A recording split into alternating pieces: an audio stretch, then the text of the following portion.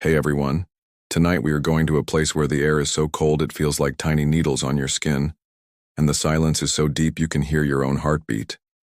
You're lying in a hollowed-out bank of snow, completely invisible, watching your breath turn to a cloud of vapor that you pray doesn't give you away. The world is a canvas of blinding white and the deep dark green of pine trees, and your only job is to wait. For hours, maybe days. Let's be honest. You probably wouldn't have survived this for more than 20 minutes before you decided to check your phone, which would get you very, very dead. So before you get comfortable, take a moment to like the video and subscribe, but only if you genuinely enjoy what I do here. As always, I'd love to see where you're all tuning in from, so drop your city and local time in the comments below. It's always a trip to see our little community span the globe. Now dim the lights, maybe turn on a fan for that soft background hum, and let's ease into tonight's journey together. The cold is the first thing you truly understand. It's not just a feature of the weather, it's the architect of your entire world. It dictates when you work, what you eat, how you live, and ultimately how you survive. You are standing in the middle of a forest in Karelia, a region in southeastern Finland in the late 1920s. The year doesn't matter as much as the season. It is always, it seems, winter. Your name is Simo Hayha, though for now, that name means very little to anyone outside your small village of Rautjärvi. You are a farmer, a hunter, a quiet man in a quiet land. You're not tall, not broad, not physically imposing in any way. You stand at just 5 feet 3 inches, a detail that people will one day find surprising, as if legends are required to be giants. But here, in the real world, giants freeze just as easily as anyone else. Your world is one of hardship, but it's a simple hardship, predictable. The summers are a frantic green rush of life, a mad dash to plant and grow and harvest under a sun that barely sets. The joke around here is that Finnish summer is the best day of the year. The other 364 are for recovering from it and preparing for winter. And winter is the true soul of this land. It is long, dark, and profoundly cold.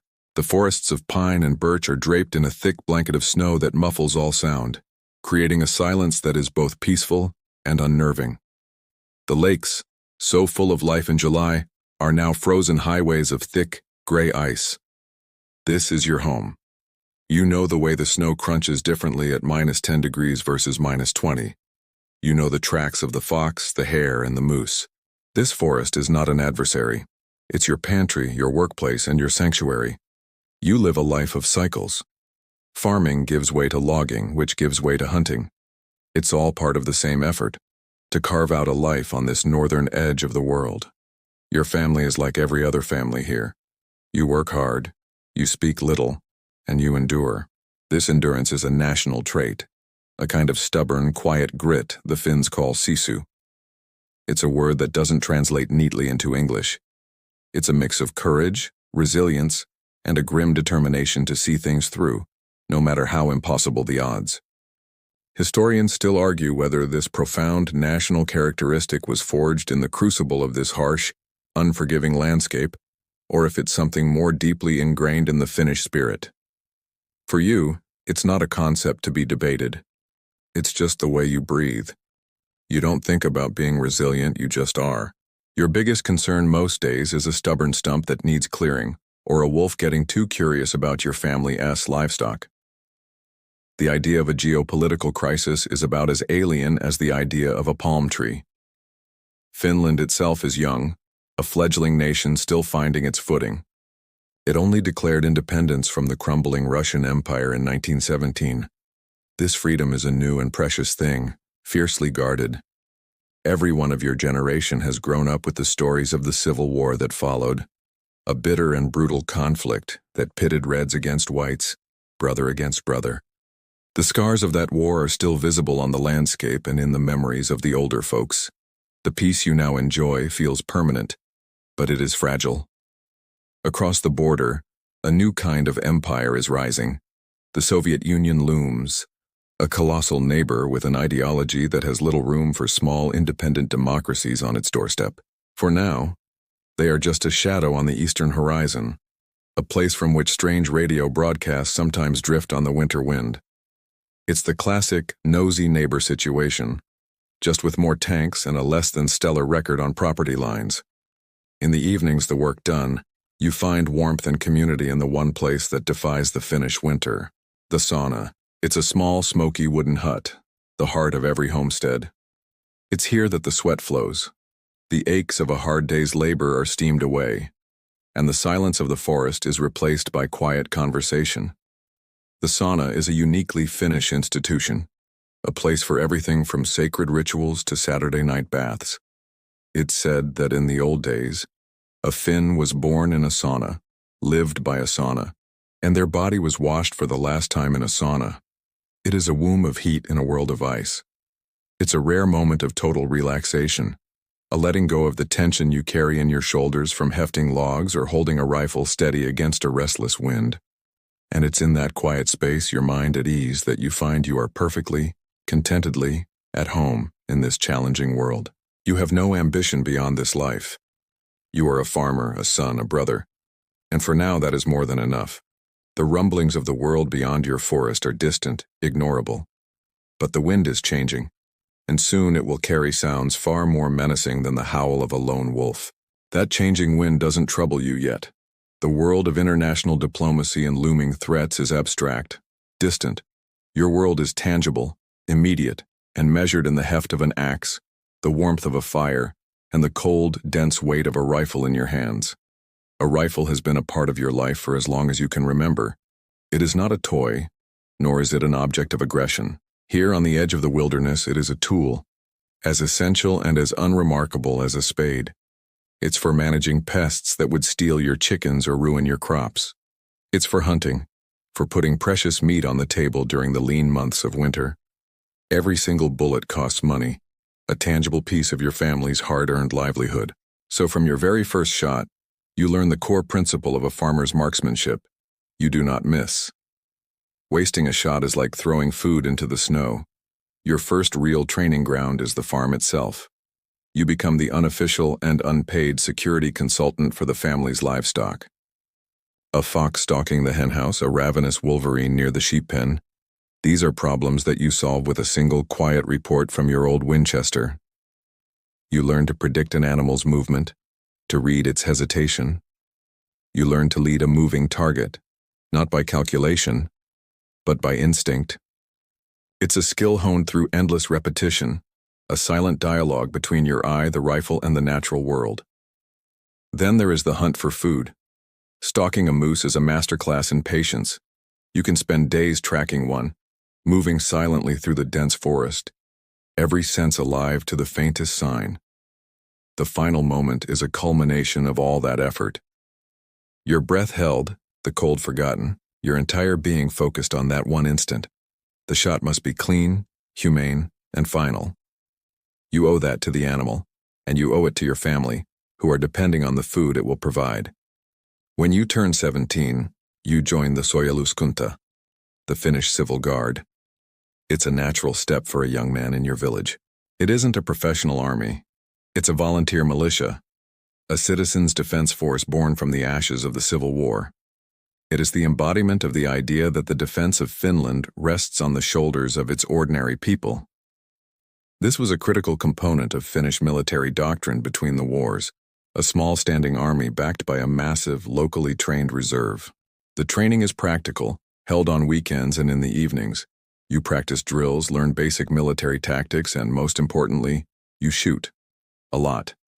Here, your talent, once a private, practical skill, is put on public display, and it quickly becomes apparent that you are not just good. You are extraordinary. Soon you are entering and winning local and regional shooting competitions. Your family's modest farmhouse begins to accumulate a collection of silver cups, medals, and trophies. They gleam from every shelf, a quiet testament to your steady hand and unnaturally sharp eye. The house probably had more finely engraved shooting awards than comfortable chairs. Your neighbors and fellow Civil Guard members watch you with a mixture of awe and friendly envy. You can hit targets that other men can barely see, in conditions that would send most shooters home to the warmth of the fire. You excel in the uniquely Finnish style of competition that mirrors the realities of life here. running or skiing for kilometers through the forest and then with your heart pounding and lungs burning having to make a series of precision shots. This is not the gentle, refined sport of a manicured shooting range. This is a test of endurance, resilience, and grace under pressure.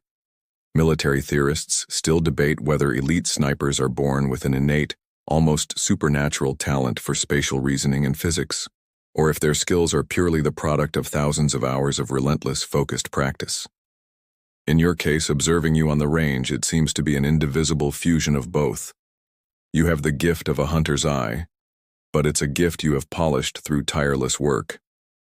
You spend countless hours simply practicing, dry firing your rifle at targets until the motion is as unconscious as breathing. You learn to judge distance by eye, to read the wind by the drift of snow from a branch, to feel the drop of the bullet over hundreds of meters.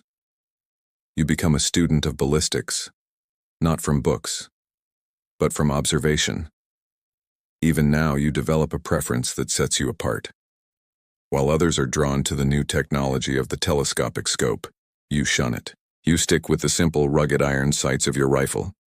You find you can aim faster with them. They offer a wider field of view, and most critically, in the brutal Finnish winter, they never fog over with your breath or get clogged with snow. Your friends in the guard probably rib you about it, calling you an old-timer resistant to change. Simo, you know they make glass for that now, right? They might joke, pointing to their fancy German scopes. But you just smile your quiet smile and continue to outshoot every single one of them.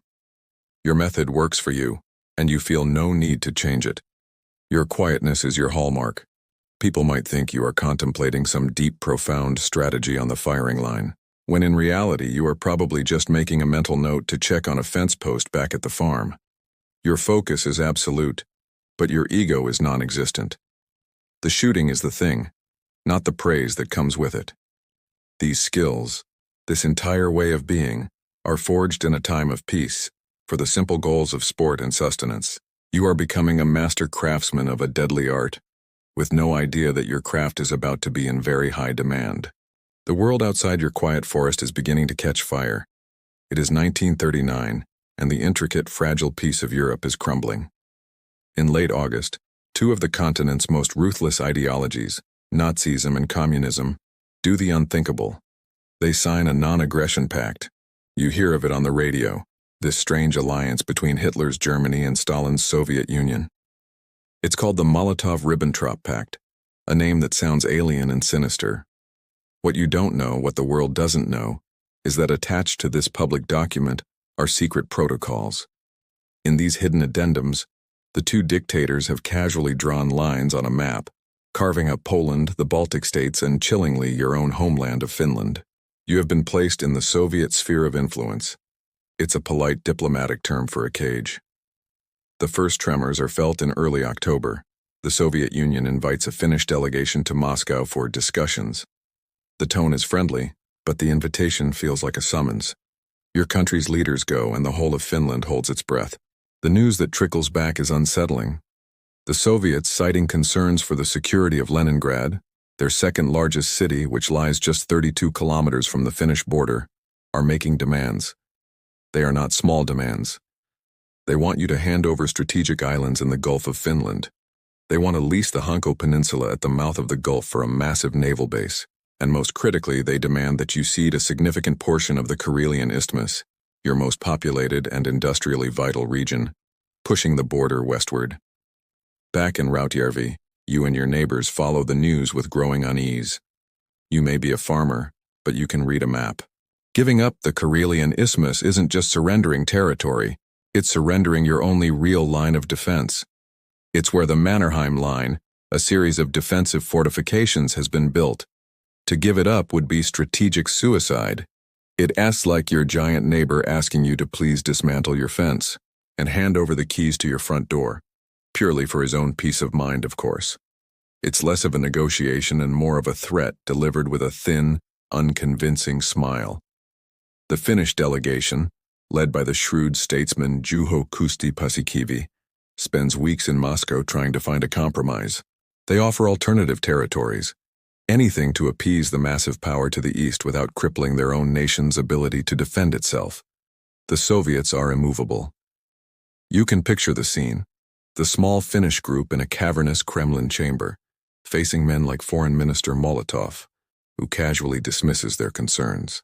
When the Finns protest the absurdity of the demands, Molotov is said to have replied with cold, simple logic. We can do nothing about geography, nor can you. Since Leningrad cannot be moved, the frontier must be moved farther away. Historians still debate whether Stalin genuinely saw tiny Finland as a potential dagger aimed at Leningrad's heart, perhaps wielded by Germany, or if the entire security argument was a carefully constructed pretext. Was this a defensive move, or was it the first step in a plan to swallow Finland whole, restoring it to the Russian dominion it had escaped in 1917? Inside the negotiating room, Stalin himself apparently made an appearance, attempting to disarm the Finns with jokes and an air of reasonableness, a bizarre performance of hospitality from a man holding a gun under the table. This strange contrast between outward cordiality and underlying menace only makes the situation more terrifying. As the talks drag on and fail, the mood in Finland solidifies. The initial anxiety transforms into a quiet, steely resolve. The spirit of Sisu awakens. There will be no capitulation. Your drills with the civil guard become more frequent, the atmosphere more charged.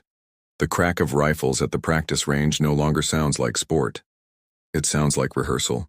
Finns are famously reserved, and their national response to the Soviet demands seems to be a long, eloquent silence, followed by the quiet, collective action of everyone cleaning their rifles. You don't need a politician to tell you what's right. Your family has farmed this land for generations. The idea of surrendering it is not just politically unacceptable, it feels like a violation of nature. The final act of the diplomatic charade plays out on November 26th. The Soviets, needing an excuse to abandon talks and begin their assault, create one. They announce that Finnish artillery has shelled the Russian village of Mainila, killing several Red Army soldiers. It's a fabrication, a clumsy and transparent false flag attack. Your own government's records prove there was no Finnish artillery anywhere near that position. But the truth is irrelevant. The accusation is all that's needed. It's the geopolitical equivalent of a bully punching himself in the arm and screaming that you started the fight. It's absurd, but when you have the world's largest army, your excuses don't need to be plausible. The Soviet Union formally severs diplomatic ties. Their radio propaganda, once just background noise, now blares accusations, calling your democratically elected government a fascist clique that must be liquidated. The Red Bear is no longer just growling at the door. It is raising its paw to smash it down. The time for talking is over. A call to arms is issued. For you, Simo Hayha, farmer and prize-winning marksman, life is about to be cleaved in two. There is the time before, and the time that is about to begin. You take one last look at the peaceful, snow-covered forest, your home. Then you pick up your rifle. It is no longer a tool or a piece of sporting equipment. It is the last line of defense between everything you love and the howling storm that is about to break. The call, when it comes, is not a dramatic trumpet blast or a thundering announcement in the village square. It is a quiet, formal notice. Your reserve unit is activated. Mobilization orders are posted. It is time to go. You say your goodbyes. In your part of the world, farewells are not grand, tearful affairs. They are clipped, understated moments of profound, unspoken emotion. A firm handshake from your father. A long, silent hug from your mother who presses a small parcel of food into your hand. A nod to your brothers. There is a shared understanding, a collective bracing for what is to come. It feels less like a departure for war and more like you're just off to the next village for market day. A stoicism so deep it's almost comical. Well, see you later, is all that needs to be said. Anything more would feel excessive, a waste of precious words. You join the other men from your village, and together you make your way to the assembly point. The journey is a jarring shift in reality. You are leaving the deep, familiar silence of your farm and entering the organized clamor of a nation at war. Trains, commandeered for military use, rumble towards the front packed with men like you. Farmers, loggers, teachers, factory workers. You are not an army of professional soldiers. You are an army of citizens, a nation in arms. The mood is not one of jingoistic fervor or excitement. It is somber, quiet and grimly determined. You look at the faces of the men around you and see your own reflection. A quiet man who would rather be home, now tasked with an impossible duty. Your destination is a sector of the front line defined by a shallow, meandering river, the Kola. This will be your world for the next 100 days. The landscape here is even more brutal than your home in Rautjärvi. It is a forbidding wilderness of dense, trackless forests, frozen swamps, and rocky ridges, all buried under a thick, suffocating blanket of snow. And the cold is a living entity. The temperature plummets to depths you thought were only theoretical, settling at a steady 20 Celsius and often plunging to a soul-crushing 40. At these temperatures, metal becomes brittle, skin freezes in minutes, simple tasks become monumental efforts. This cold is not a backdrop to the war, it is an active participant, and it does not pick a side.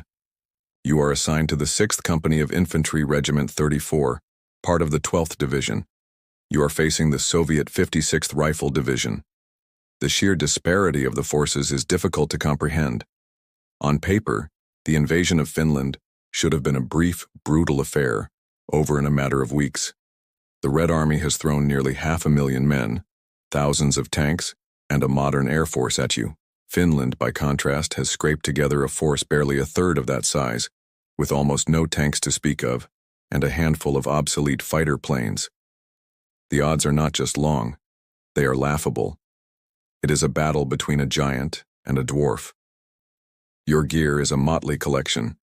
The Army issues you a white two-piece snow camouflage suit, which is effective, but other equipment is scarce.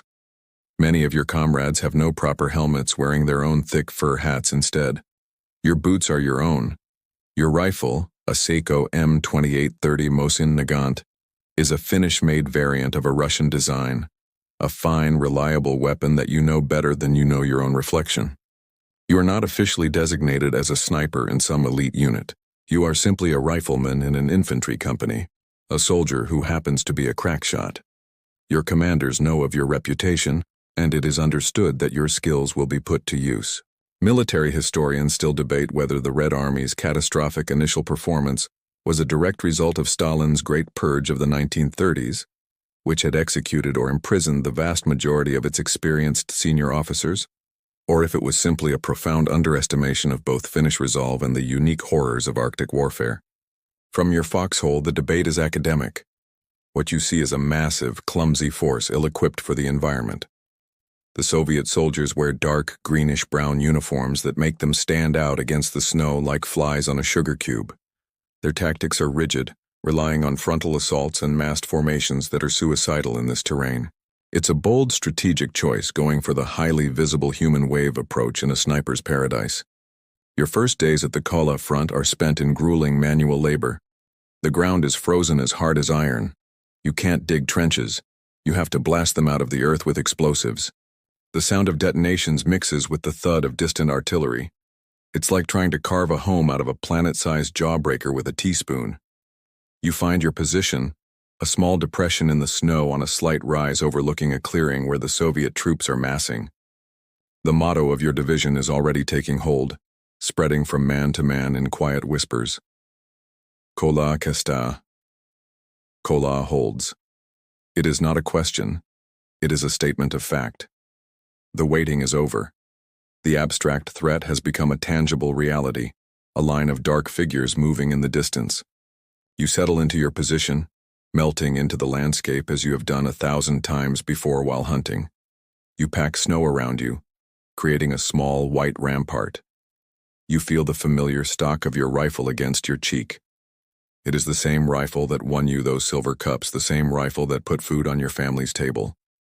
Its purpose now is stark, simple, and terrifying. Your only job is to ensure that the dark figures on the other side of the river do not reach your side. You take a slow, steady breath, letting the vapor dissolve in the frigid air. You peer down the simple iron sights. The war has begun. You take the shot. The world narrows to the V-notch of your rear sight and the thin blade of the post at the end of your barrel. You place that blade on the center of a dark green coat, hundreds of meters away. It's an officer, shouting orders. waving his men forward into the teeth of your company's machine guns. You do not think about who he is, or the family he might have. You think about the trajectory of the bullet. You think about the slight crosswind, a gentle sigh across the frozen landscape. You think about the pressure of your finger on the trigger. There is a sharp crack, a satisfying kick against your shoulder, and the distant figure collapses into the snow, a sudden, untidy bundle of winter clothing. You work the bolt on your rifle. The smooth mechanical shick-shack is the only sound you allow yourself to notice. You eject the spent casing, chamber a fresh round, and begin scanning for the next target. This is not war as you imagined it. There is no glory, no bugle call. There is only the cold and the work. The first days of the war are a blur of brutal, numbing repetition. The primary tactic of the Red Army in your sector is as simple as it is horrifying: the human wave assault. At the sound of a whistle, hundreds of soldiers rise from their lines and charge across the open snow, screaming, "Hurrah!" They are sent directly into the overlapping fields of fire from Finnish machine guns. It is mass suicide ordered by commanders who are either incompetent or simply indifferent to the lives of their men. Your comrades respond with frantic, sustained fire, trying to mow down the approaching tide. You, however, have a different task. You remain calm, your breathing slow and even. While the machine guns deal with the wave, you deal with the water that directs it. You pick your targets with the same deliberate care you would use to select a tree for felling. The officer organizing the charge, the non-commissioned officer urging his squad on, the two-man team trying to set up a Degtyaryov machine gun on your flank. Each shot is a precise surgical intervention in the chaos. Your success is, at first, completely invisible. In the maelstrom of a full-scale assault, no one is counting individual contributions. Your company holds its ground, repels the attack, and the survivors of the Red Army wave retreat, leaving the snow dotted with their fallen. But your officers begin to notice a pattern. The attacks against your specific part of the line seem to lose their momentum and cohesion with surprising speed. An assault that begins with purpose devolves into a confused scramble because its leadership is suddenly, mysteriously, absent. The Soviet platoons opposite you are rapidly becoming the world's least effective self-managed teams, full of chaotic energy but completely lacking in direction. All around you, a wider strategy is unfolding. The Finnish High Command knows it cannot win a conventional head-on fight, so they employ what will become known as Mahdi tactics.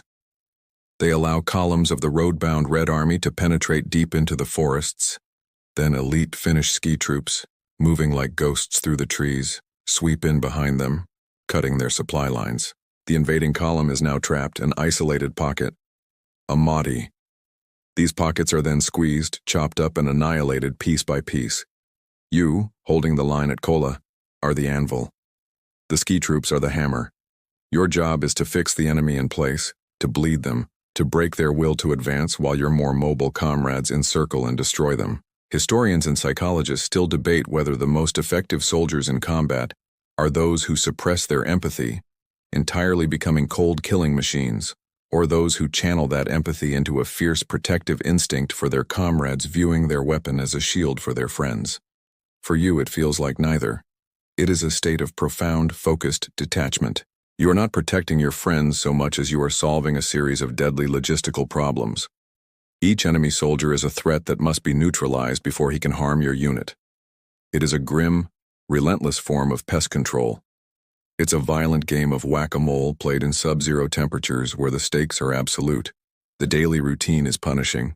Hours of absolute stillness in your snow pit, trying not to shiver so much that it affects your aim.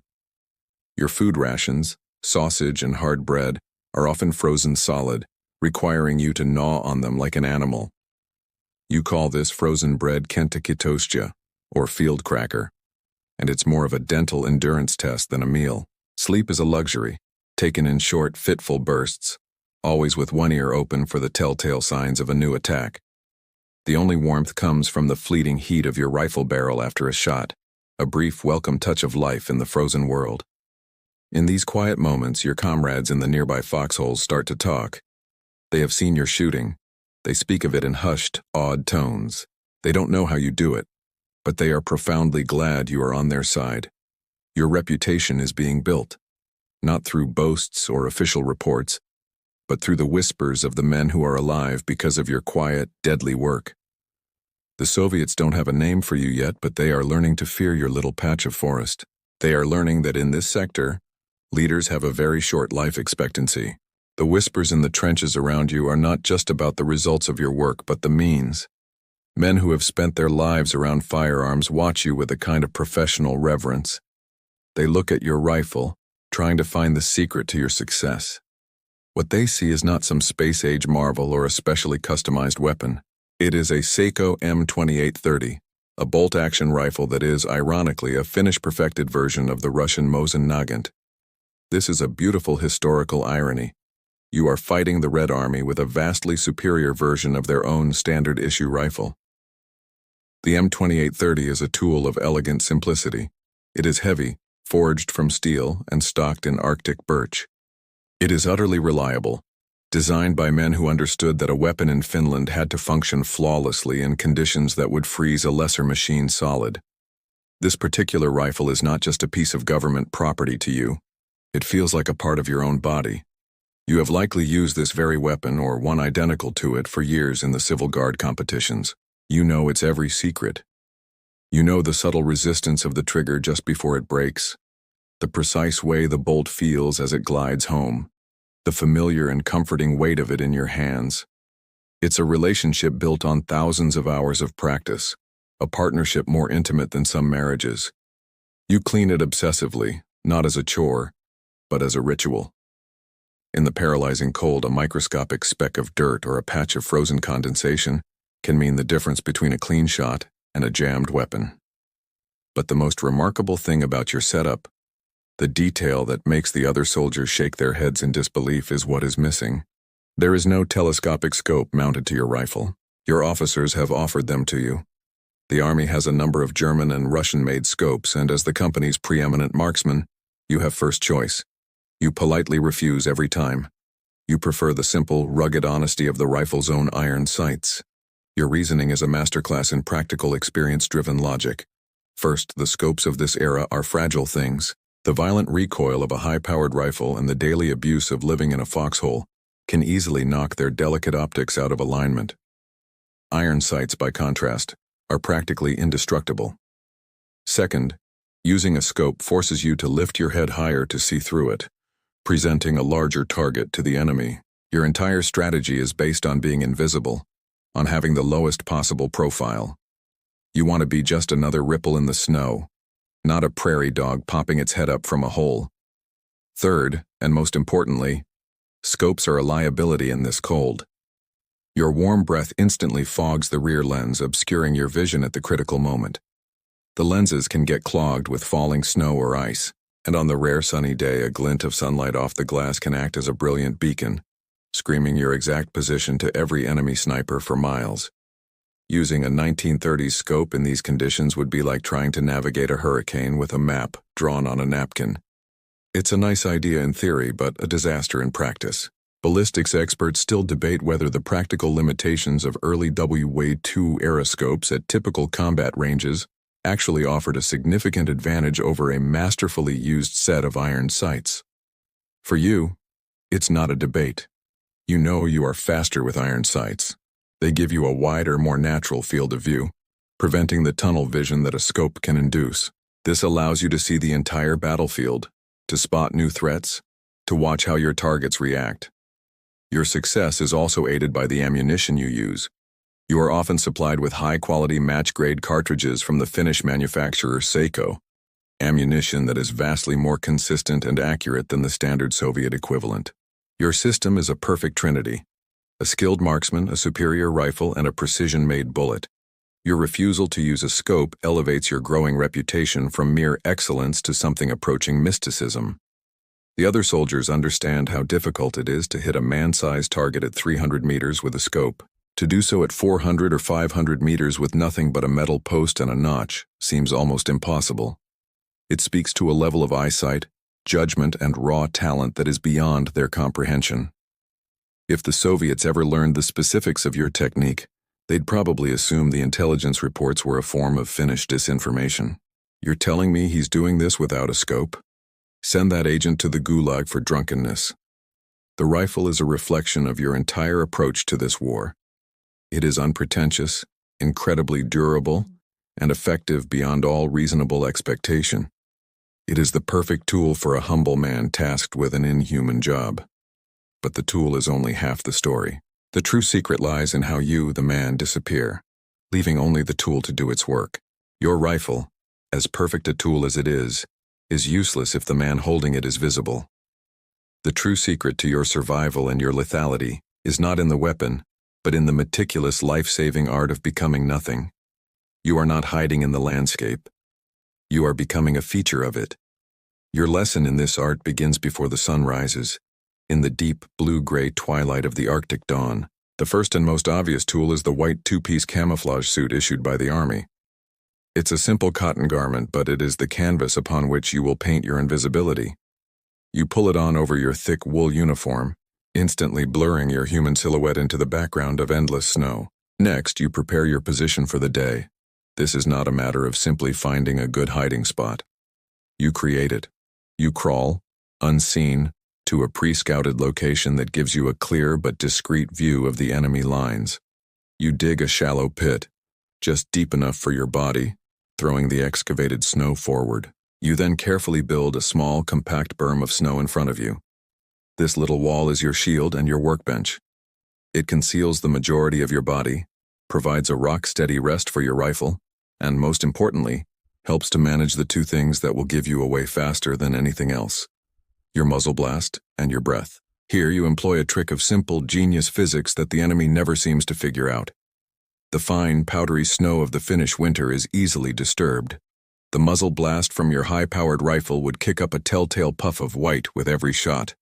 A perfect little shoot here sign for any observant enemy.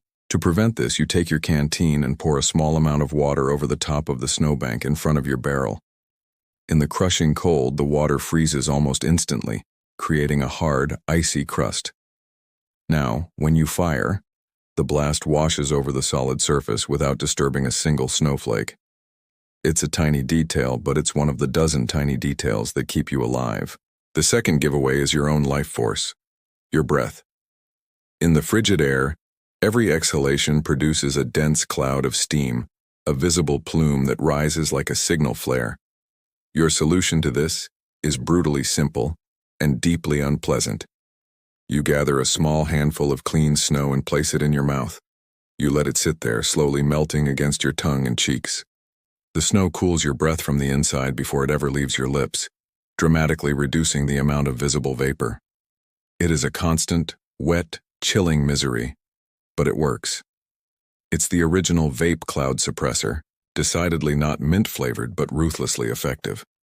Once your position is prepared, the true test begins. The waiting. You settle in, rifle resting on the frozen berm, and you become still.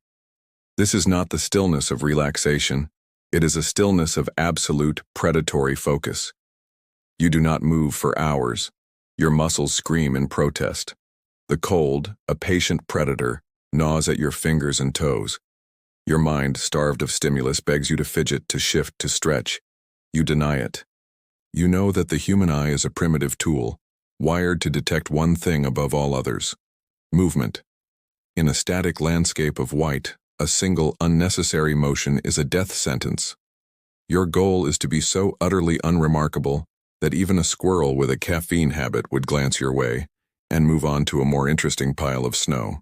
Military survival experts still debate whether the primary factor in enduring extreme cold for prolonged periods is physical conditioning and equipment, or a specific psychological mindset capable of dissociating from physical discomfort.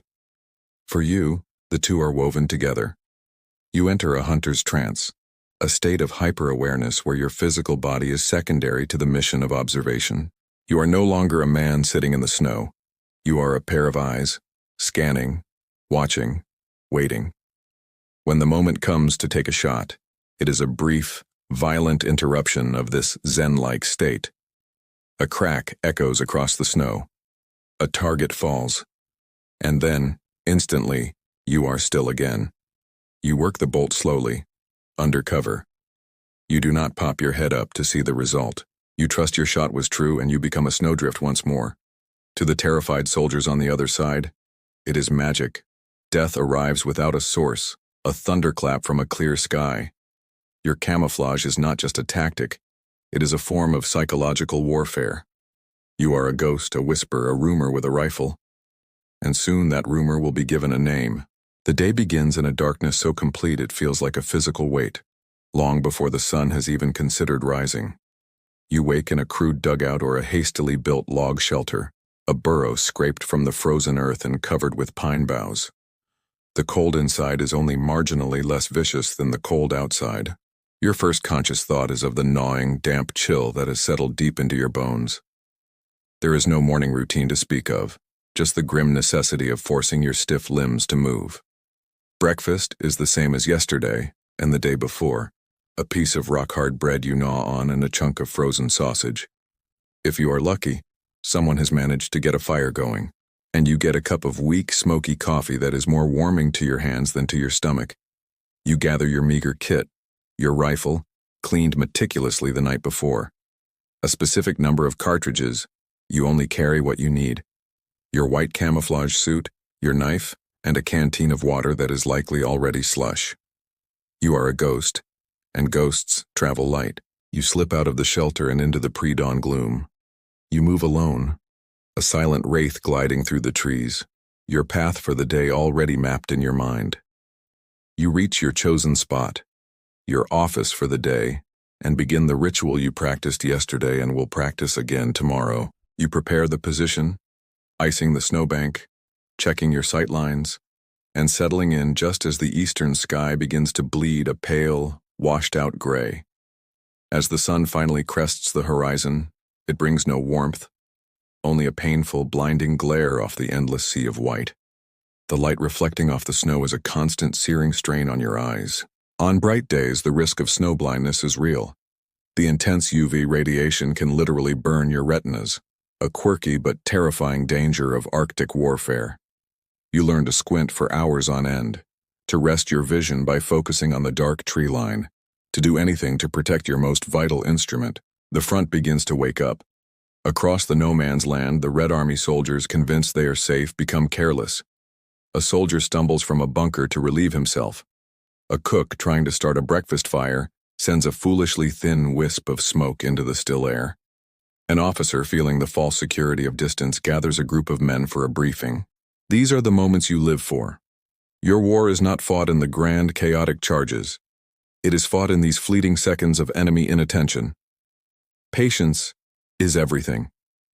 You might watch a potential target for an hour, your finger resting lightly on the trigger guard. You wait for him to stop moving. You wait for the wind to die down. You wait for him to present the clearest possible shot. The winter war on this front has devolved into a static war of attrition, the perfect environment for a hunter. The physical strain is immense, but it is nothing compared to the war you fight inside your own head. The hours of utter stillness are a battle against 1,000 internal enemies. Boredom is a constant threat, a fog that tries to dull your senses. You fight it by staying engaged, by observing everything. You start to notice the patterns of the forest, the habits of the birds. You spend so much time staring at the same patch of woods, you've probably given the more prominent trees names. There's Old Man Willow and that cluster of birch you call the sisters. Then there is the fear. It's a low-frequency hum beneath the surface of your thoughts. The sudden sharp crack of a rifle from the enemy lines. Was that random, or was it aimed at you? The whistle of an incoming mortar shell. The constant awareness that one mistake, one glint of light or puff of breath will bring a swift and violent end.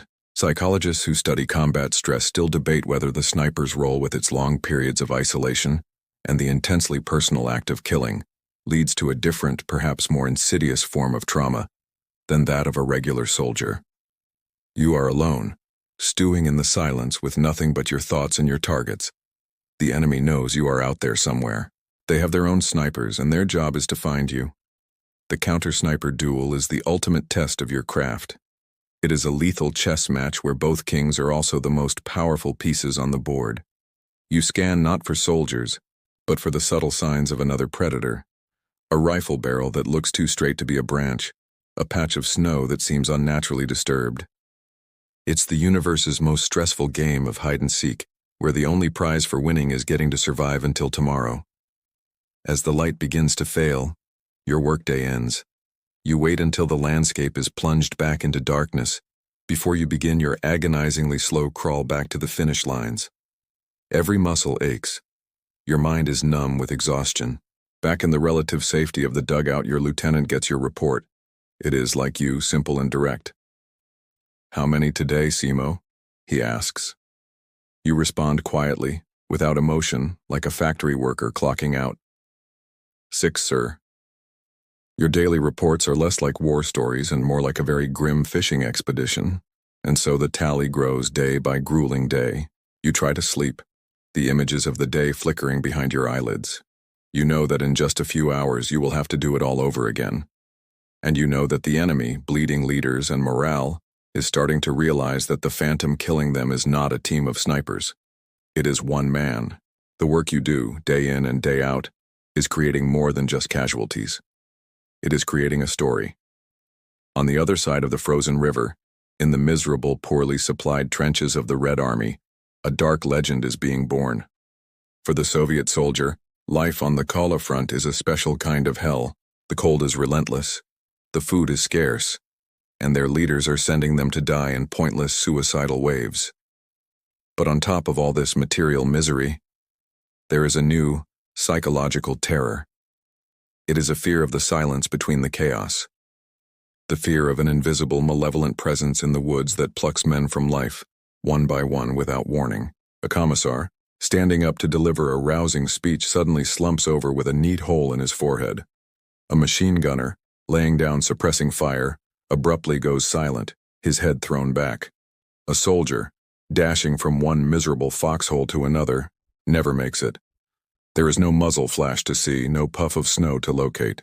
There is only the sharp whip-like crack of a distant rifle, and then another man is gone. This is not the impersonal industrial death of an artillery barrage. This is personal. It feels like a judgment, delivered by a phantom who sees all and cannot be seen. The soldiers huddled in their frozen burrows need a name for this terror.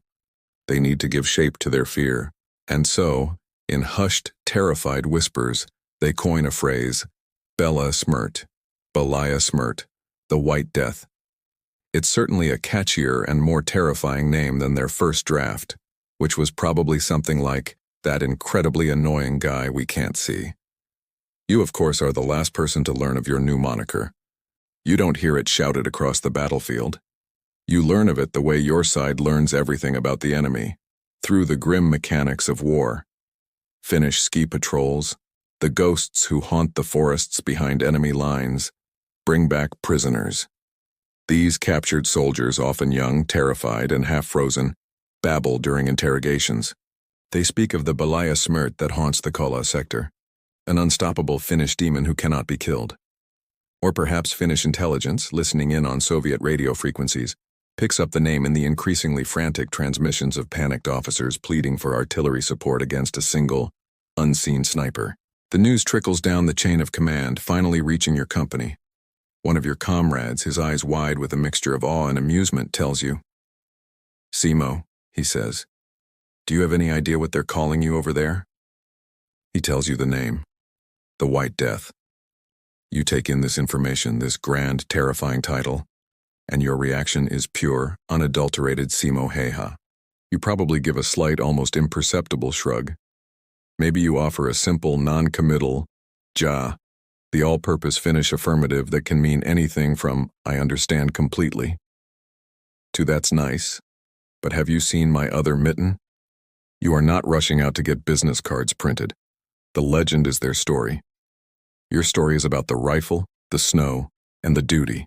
Military psychologists and historians still debate whether the creation of battlefield legends like the White Death is a more potent factor in demoralizing an enemy force than quantifiable metrics like casualty counts or territory lost.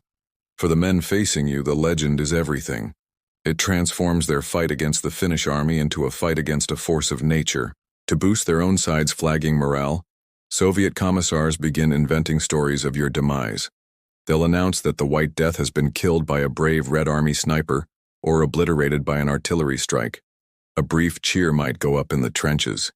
And then the next day an officer falls, then a sergeant, and the legend is reborn, stronger than ever. Now you are not just a sniper, you are immortal. This growing myth stands in stark, almost comical contrast to the man at its center. The legend of the White Death is of a giant, a remorseless specter who feeds on the fear of his enemies. The reality is you, a 5'3" farmer who is currently very cold, very tired, and would much rather be at home checking on his hunting dogs. You did not seek fame. You are not driven by hatred or bloodlust. You are simply performing a grim, necessary task with extraordinary skill. But the name, once given, sticks. It becomes a weapon in itself, spreading paralysis and fear through the enemy ranks. It makes officers afraid to lead and soldiers afraid to follow.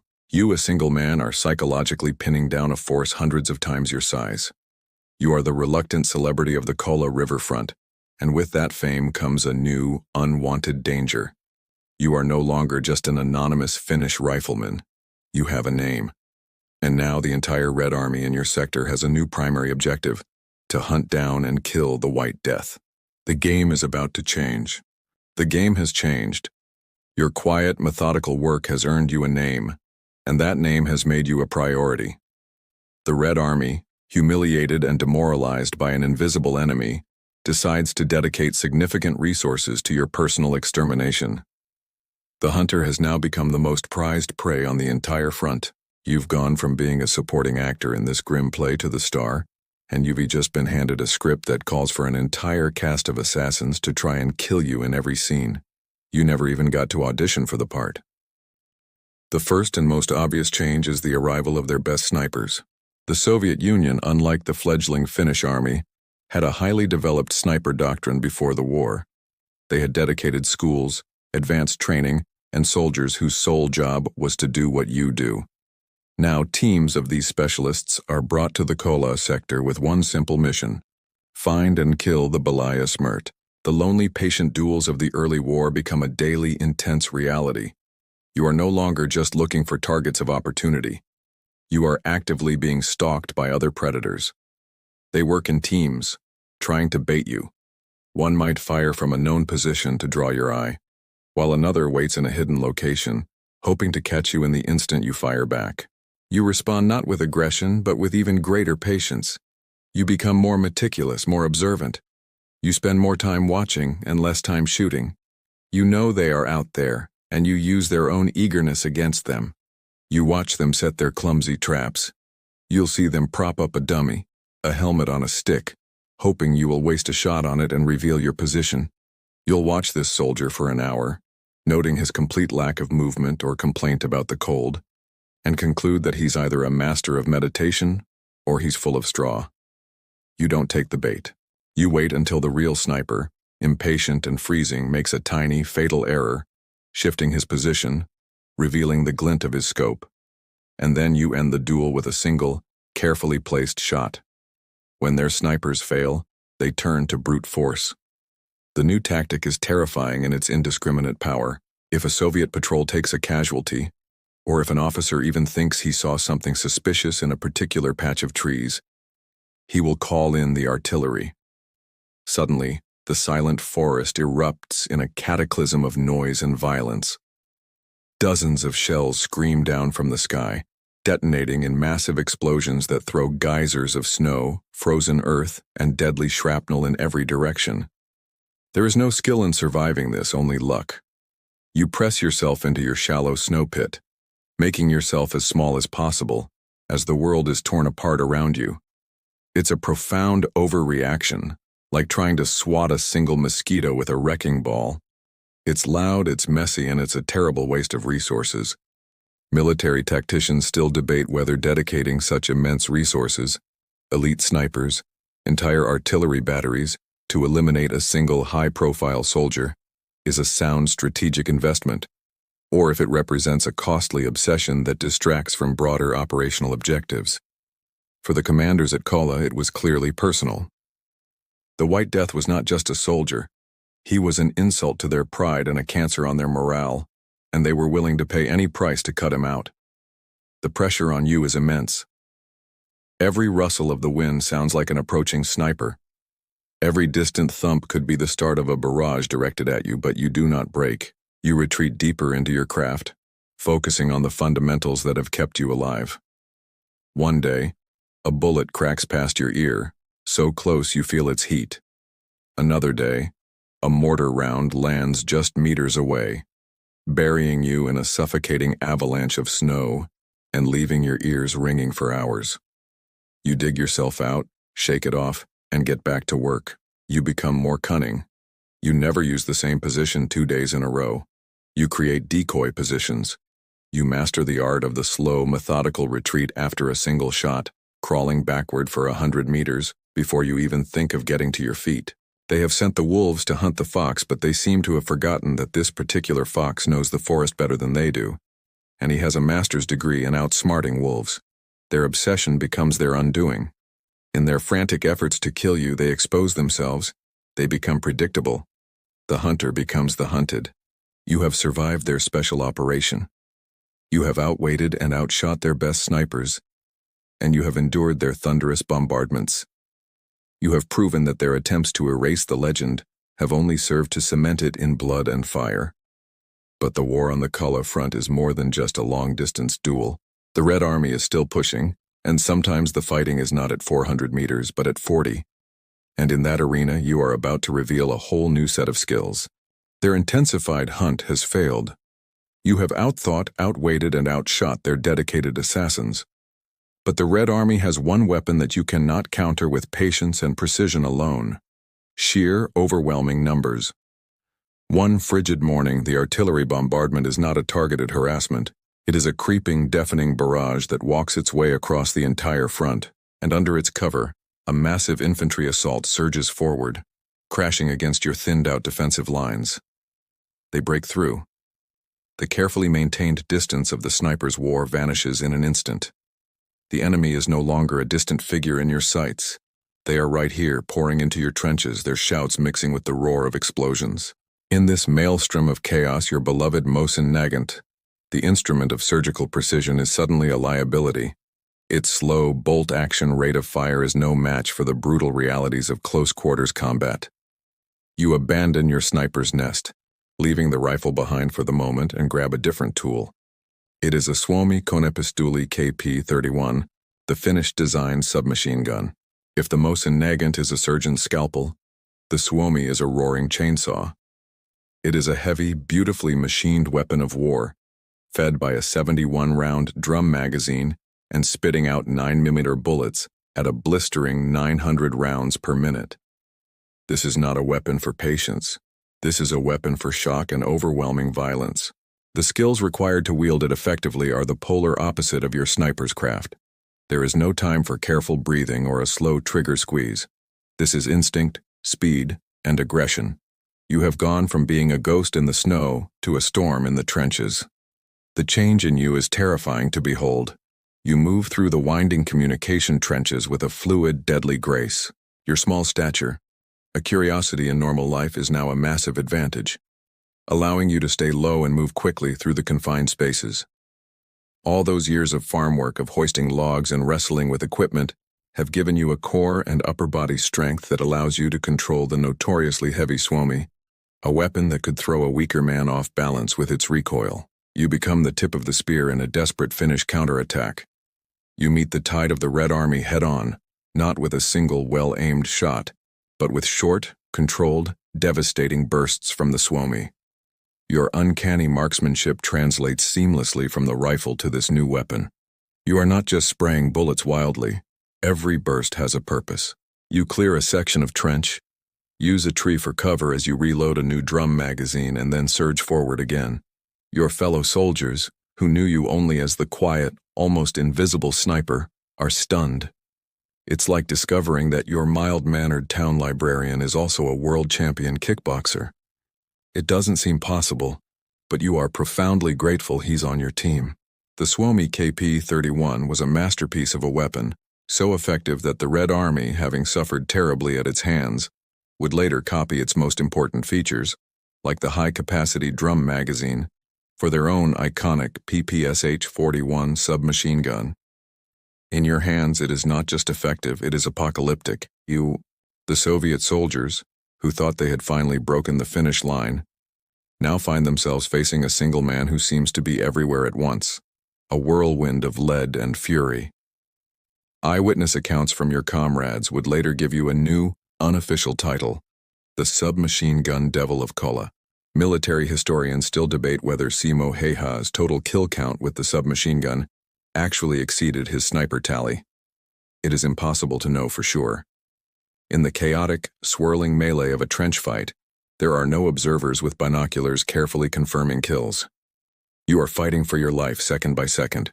Counting your confirmed kills in a situation like that would be like trying to count the individual drops of water in a fire hose. But based on your own recollections and the testimony of those who fought alongside you, your tally with the Suomi is estimated to be over 200 men. The counterattack succeeds. The line holds. The surviving Soviet soldiers are thrown back across the river. As a stunned silence descends upon the battlefield, broken only by the cries of the wounded, you stand amidst the carnage, the barrel of your Suomi still smoking. You have held back the flood. You have shown that your lethality is not limited to the long, lonely vigil. You are a complete soldier, a master of two completely different, opposing forms of combat. The legend of the White Death now has a bloody close-quarters chapter, proving to the Red Army that you are a nightmare both far away and up close. The question that must have haunted them is, what kind of man can be both the ghost and the storm? So what kind of mind can inhabit these two opposite poles of combat? How can a man be both the patient, motionless ghost and the frenetic, violent storm? The answer lies not in some complex psychological diagnosis, but in a simple, profound, and chillingly pragmatic worldview. You operate on a principle of cold mathematics. The war, for you, is not a crusade or a passionate struggle. It is a series of practical problems that need to be solved. An enemy officer directing an attack is a problem. A machine gun nest pinning down your comrades is a problem. A trench full of enemy soldiers is a problem. Your job is to solve these problems as efficiently as possible, using the appropriate tool for the task. The tool might be a single, well-aimed bullet from 400 meters, or it might be a 71-round drum magazine emptied in a matter of seconds. The method changes, but the mindset does not. It is a state of supreme, functional detachment. This mindset was not born in the war. It was forged long before in the quiet, unforgiving landscape of your youth. The life of a subsistence farmer and hunter in Karelia is a life of constant, unsentimental problem-solving. When a fox gets into the henhouse, you don't waste time hating the fox. You don't ponder the moral implications of the food chain. You simply identify the problem and eliminate it, because if you don't, your family doesn't eat. It is a world without malice, governed by necessity. You have, quite simply, applied this farmer's logic to the battlefield. Your mental flowchart for warfare is brutally efficient. Does this person or group threaten Finland? Yes. Then I must neutralize the threat. End of program. There's simply no room in the margins for an existential crisis. This psychological bedrock is the Finnish national concept of sisu. It is more than just courage or grit. It is a stoic, stubborn determination to see a task through, regardless of the odds or the emotional cost. It is the ability to endure, to focus, and to act, without complaint and without drama. You are the living embodiment of sisu. It allows you to endure the crushing cold, the gnawing hunger, the constant fear, and the monumental stress of your duties, all while maintaining a placid, functional exterior. It is what allows you to kill with such precision without being consumed by the hatred that so often fuels the act of killing. In his rare post-war interviews, Simo Hayha was clear on this point. He held no personal animosity towards the Soviet soldiers. They were simply the men he had to fight. Hatred is a hot, messy, inefficient emotion. Your work is cold, clean, and brutally efficient. Combat psychologists and philosophers still debate whether this type of extreme compartmentalization is a healthy coping mechanism or a form of profound psychological disassociation with long-term consequences. For you in the thick of it, this is not a philosophical question. It is a survival tool. It is the only way to do what you must do and not lose your mind. When asked much later in your life if you felt remorse for all the killing, your answer became legendary for its simplicity. I did what I was told to do, as well as I could. It's the ultimate, that's not my department defense. The moral questions belonged to the politicians and generals who started the war. Your department was frontline problem solving, and you were simply the best employee they had. Of course, this mental fortitude is supported by the dark, gallows humor that thrives in any trench. The Finnish soldiers, facing impossible odds, developed a particularly dry and fatalistic wit. They joked about the Soviets, about their own meager rations, about the sheer absurdity of their situation. This humor is a psychological release valve, a way to laugh in the face of horror and keep it from swallowing you whole. You are not a great joke teller, but you are a quiet, appreciative audience. And this mindset, this absolute focus, takes a toll. At the end of each day, the exhaustion you feel is not merely physical. It is a profound mental fatigue, a soul-deep weariness that comes from holding your own humanity at arm's length for 12 hours straight. Your brain runs so many complex calculations all day that by nightfall, you probably have trouble with simple decisions like which end of the frozen sausage to chew on first. Your mind is your greatest weapon, more so than any rifle. It is an instrument of pure, pragmatic survival. And it is this unbreakable will that is transforming you from a soldier into a symbol, a hero that your people desperately need. That unbreakable mind, the source of your effectiveness, is also the engine of your legend. And in a war like this, a war of survival against impossible odds, a legend can be as powerful as a panzer division. While you are focused entirely on the grim mathematics of your daily work, your story is taking on a life of its own, spreading far beyond your snow-covered foxhole. Back in Helsinki and in the towns and villages across Finland, the home front is locked in a state of anxious, determined unity.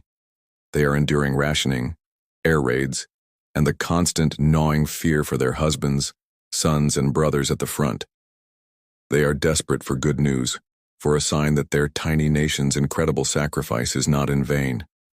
They need a hero. Your name, Simo Hayha, begins to filter back from the front. At first, you are just a statistic in a newspaper, a marksman from the Kola front with an astonishing number of confirmed kills. But then, the details of your story begin to emerge, passed from soldier to journalist and the Finnish propaganda ministry, recognizing a story of pure gold.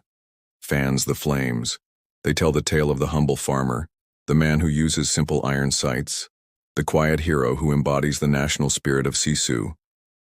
Your story is everything the nation needs it to be, a testament to the idea that the strength of Finland lies not in its generals or its meager collection of tanks, but in its ordinary people. It's fascinating how two completely different myths are growing from the actions of a single man. On the Soviet side of the river, your legend is a horror story. You are Belaya Smrt, the White Death, a supernatural demon of the snow, an invisible, malevolent force. The name is designed to inspire terror. On the Finnish side, you are simply Simo. You are the ultimate underdog, the quiet farm boy standing up to the neighborhood bully. Your name becomes a symbol of hope. You're a celebrity with two wildly different marketing campaigns for two different audiences. For the Soviets, you're the monster from the slasher film. For the Finns, you're the hero from the inspirational sports movie. Your publicist must be working overtime. The men who fight beside you, however, see neither the demon nor the propaganda hero. They see the reality. They see you patiently cleaning your rifle for the 10th time. They see you squinting at the horizon for hours without moving. They see your quiet nod of acknowledgement when a difficult shot is made. Your utter lack of ego and your calm, relentless competence earn you a level of respect that borders on reverence. Your presence on the line is a tangible boost to morale. When things are at their worst, when the shelling is heavy and the enemy is massing for another attack, the word will spread down the trench. Simo's here, and just that knowledge is enough. It steadies the hands of nervous young conscripts. It puts steel in the spines of weary veterans. Historians and sociologists still debate whether the great man theory of history has any real merit, but on the brutal, intimate scale of a single battle, the psychological impact of a symbolic hero is undeniable. You are a force multiplier. The men in your company fight harder and hold longer because they believe in you. They start to keep informal tallies of your kills, a morbid but effective coping mechanism. What do you think Simo will get today? Becomes a common question. A way for them to take pride in the prowess of their quiet champion. The pressure of being this symbol must be immense. You can't have an off day. Sorry, Finland, the White Death is feeling a bit under the weather today, taking a personal day. It's simply not an option. But your focus on the task, not the title, insulates you. The legend even begins to reach the outside world. Foreign correspondents covering the remarkable Winter War miracle pick up on your story. In newspapers in London, Paris, and New York, articles appear about the phantom Finnish sniper who is single-handedly holding back the Red Army. You're going international. Suddenly, people who couldn't find Finland on a map are reading about the exploits of a farmer from Rautjärvi. You are no longer just a soldier. You have become a strategic asset. Your myth terrorizes your enemies and inspires your countrymen. You are the focal point of the nation's will to resist a will that is being tested to its absolute limit on the frozen banks of a river that is about to enter the Finnish history books forever. The Kolla. Your legend is now permanently intertwined with the frozen earth you defend. The name Simo Hayha cannot be spoken without also speaking of the Kolla River. To the outside world, it is a minor geographical feature in a remote corner of Europe. But in the winter of 1939-1940, this shallow, ice-choked river becomes the single most important symbol of Finnish defiance. It is the literal and metaphorical line in the snow. Strategically, the Kolla front was a weak point, a potential dagger aimed at the heart of the main Finnish defenses on the Karelian Isthmus. If the Red Army could punch through here, they could outflank and encircle the bulk of the Finnish army. The Finnish High Command, stretched impossibly thin, had all but written it off as a lost cause, a place where a handful of troops would perform a heroic but ultimately futile delaying action. The forces arrayed against you are staggering. At various points during the battle, the Soviet command throws as many as 4 full divisions, numbering over 40,000 men, supported by hundreds of artillery pieces, at your sector. To hold them off, the Finnish 12th Division, your division, has perhaps 4,000 men. You are outnumbered at minimum 10-1. The Finnish battle plan for Kolla, if written down, probably would have just been a drawing of a thumb in a dike. It was a situation that defied conventional military logic. This disparity is what gives birth to the most famous phrase of the Winter War. When a nervous general asks your divisional commander, the famously tough Arne Juutalainen, "Will the line hold?" Juutalainen is said to have replied without hesitation, "Kolla kestää." Kolla holds. It was not a prediction, it was a promise. You are the fulcrum upon which this promise rests. Your unique skill set is perfectly suited for this particular hell. In a static war of attrition, fought in dense, snow-choked forests, a single, invisible, and hyper-lethal sniper becomes a weapon of strategic importance. You are not just killing enemy soldiers, you are systematically dismantling their ability to function. With every officer you take out, a platoon loses its direction. With every NCO who falls to your rifle, a squad loses its discipline. You are the world's most effective and terrifying corporate downsizing consultant, methodically removing layers of their middle management until the entire organization ceases to function. The human wave attacks become just that: disorganized, uncoordinated waves of men crashing uselessly against the Finnish defenses. Military historians still debate whether the miracle at Kolla was primarily a testament to the superior training, motivation, and fieldcraft of the individual Finnish soldier, or if it was a catastrophic failure of Soviet command, logistics, and winter warfare doctrine. The truth is that you cannot separate the two. The Finns succeeded because the Soviets failed so spectacularly. The Red Army was a clumsy, road-bound giant, and you and your comrades were a swarm of hornets stinging it from all sides. You used your intimate knowledge of the terrain as a weapon. While it's not documented that you personally did this, a common Finnish tactic was for a sniper to climb a tree, tie himself to the trunk for stability, and become a cuckoo, raining down death from an impossible angle the enemy would never expect. To say that Kolla holds makes it sound simple. The reality was a daily, grinding nightmare. It meant enduring artillery bombardments so intense they shattered the ancient forests into a blackened wasteland of splintered stumps. It meant facing down wave after wave of attacks, your machine guns growing hot as they piled the snow high with enemy dead. It meant surviving for over 3 months in temperatures that could freeze a man solid, on rations that barely constituted a meal. The Soviet generals back at headquarters must have been tearing their hair out, staring at their maps. Arrows that should have been punching deep into Finland were stopped cold, held in place by a force they outnumbered 10-1. There was probably a big red circle on their maps around the Kola sector with a frantic, scribbled note. Here be dragons, or perhaps just one very, very stubborn farmer. Kola becomes the defining symbol of the entire war. It is the proof that Sisu is not a myth, that a small determined people could, through sheer force of will, hold back a superpower. You are the heart of that symbol. For over 100 days, against all logic and all odds, Kola holds. This incredible feat solidifies your place in the annals of heroism, but it also raises a difficult, almost unbelievable question that people will ask for the next century. Just how many men did you kill? The tallying of your private ledger is about to become a matter of both awe and intense debate. The stand at Kola is a miracle, and you are its primary architect. But when the stories of a miracle are told, people inevitably want to know the specifics. They want the numbers, the tangible proof of the impossible. So we must confront the ghost's ledger, the almost unbelievable tally that defines your legend and remains a source of intense debate to this day. The official number, the one recorded by your superiors and cited in the history books, is 505. 505 confirmed sniper kills in under 100 days. On top of that is the unofficial but widely accepted tally of over 200 men killed with your Suomi submachine gun, a combined total of more than 700. Let's take a moment to absorb that. It averages out to more than 7 enemy soldiers killed by you personally every single day of the war. On your most successful day, it is said you eliminated 25. This is a rate of lethality that is difficult for the modern mind to even process.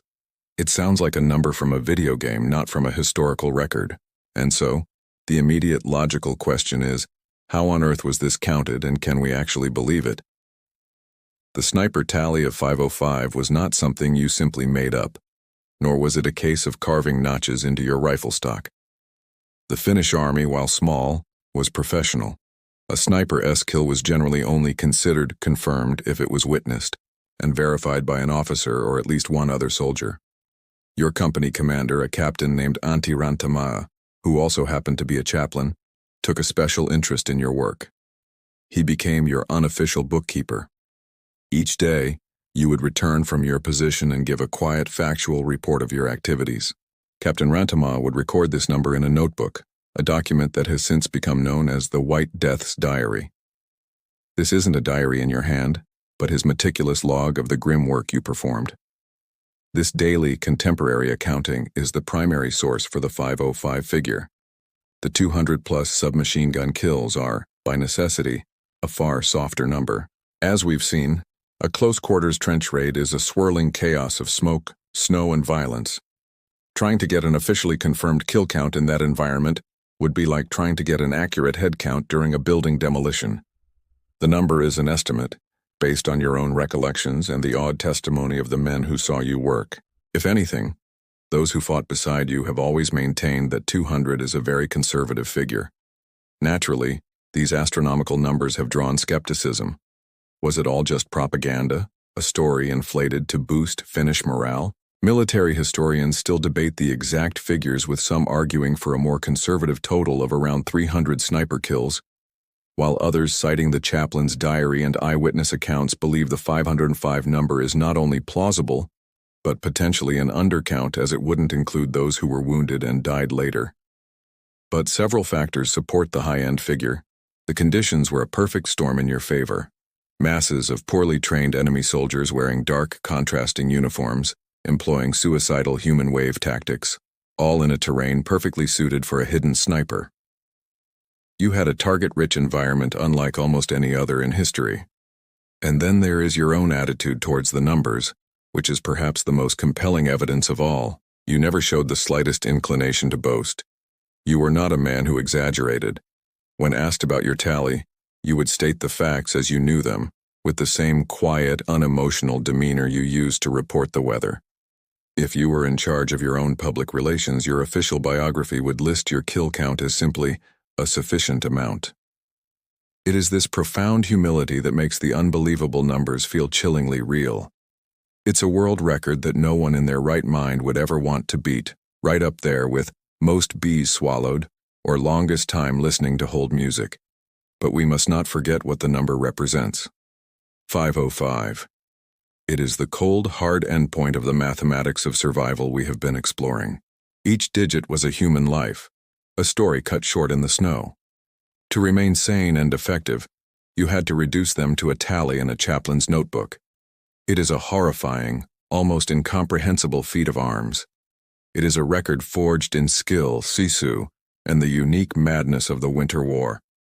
By any metric, it makes you the single deadliest sniper in recorded history, but your seeming invincibility, your legendary run of deflecting every counter-sniper and surviving every artillery shell, is about to end. The laws of probability are patient, and they are closing in. The laws of probability are patient, but they are not kind. For 100 days you have defied them. You have moved through a storm of steel and fire seemingly untouched, a ghost that cannot be harmed. You have survived the best snipers a superpower could send against you. You have endured artillery barrages that have leveled entire forests. But on March 6, 1940, your luck, your skill, and your legend all run into a small, fast-moving piece of metal. The day starts like any other. It is the 98th day of your war. The exhaustion is a permanent feature of your existence now. A cold, heavy blanket you can never shrug off. Peace talks are secretly underway in Moscow, but you know nothing of this. All you know is the routine. The pre-dawn crawl to your position, the meticulous preparation, the long, frozen vigil. The Soviets, in a last, desperate push, have launched another major offensive along the Kala River. The air is thick with the thunder of their artillery and the rattle of machine guns. You are in the thick of it, doing your work, your Mosin Nagant barking its steady, deadly rhythm.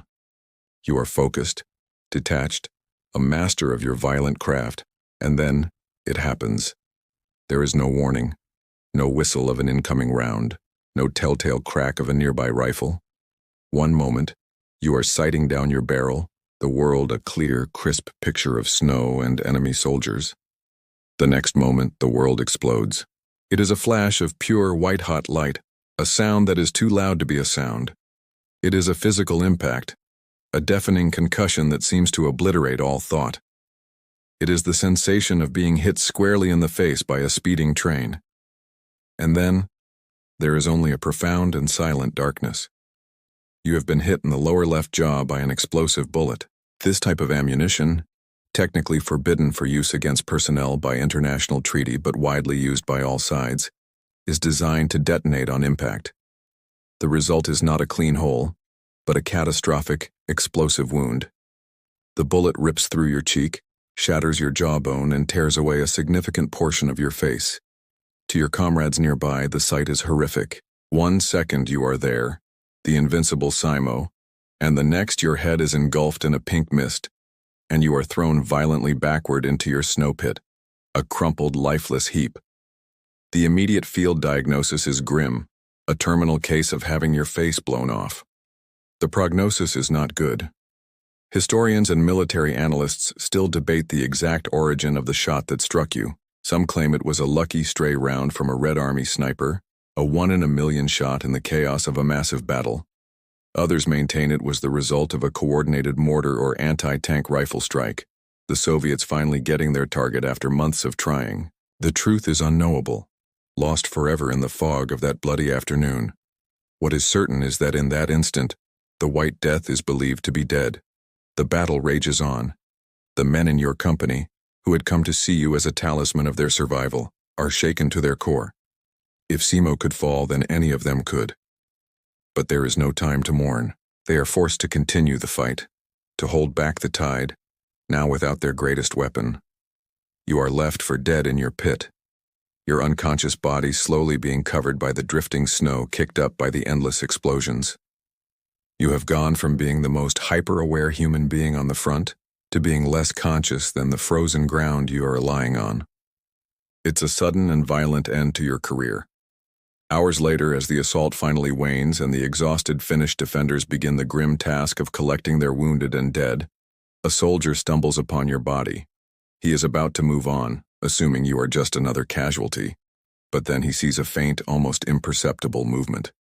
A slight twitch, a bubble of blood at your lips. Against all odds, after lying unconscious for hours with a catastrophic facial wound in the sub-zero cold, you are alive. The discovery is a shock. It's like seeing a ghost try to sit up. You are no longer a legend, no longer a symbol. You are a piece of shattered humanity clinging to the barest thread of life. Your war against the Red Army is over. Your new war, a war against death itself, has just begun. They pull you from the snow, a dead weight of wool and blood. Your journey back from the edge of the world is a chaotic, desperate scramble. From your perspective, there is nothing.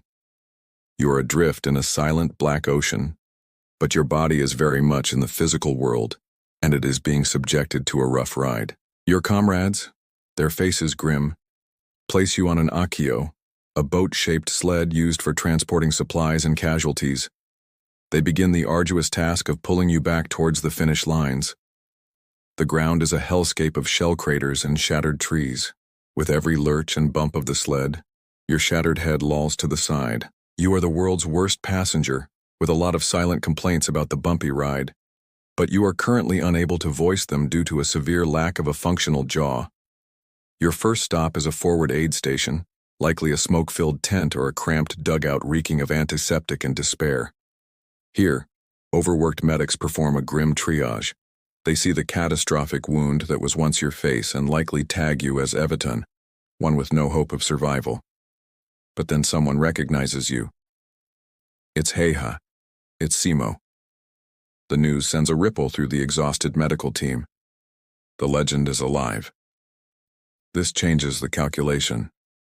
They work frantically, clearing your airway of blood and bone fragments, packing the wound, doing anything they can to stabilize you. Your initial medical treatment probably consisted of the most rudimentary, improvised materials. Finland was desperately short on supplies. Bandages were often made from donated household linens, and vodka served as both a disinfectant and a much-needed anesthetic for the medics' frayed nerves. From the aid station, the long, perilous journey to a real hospital begins. Medical evacuation in the Winter War was a brutal affair. The few roads were constantly targeted by Soviet aircraft, and the forests were crawling with enemy patrols. Wounded men frequently died of exposure or shock long before they reached a surgeon's table. You are moved from the sled to a horse-drawn sleigh, then loaded onto the back of a shuddering supply truck.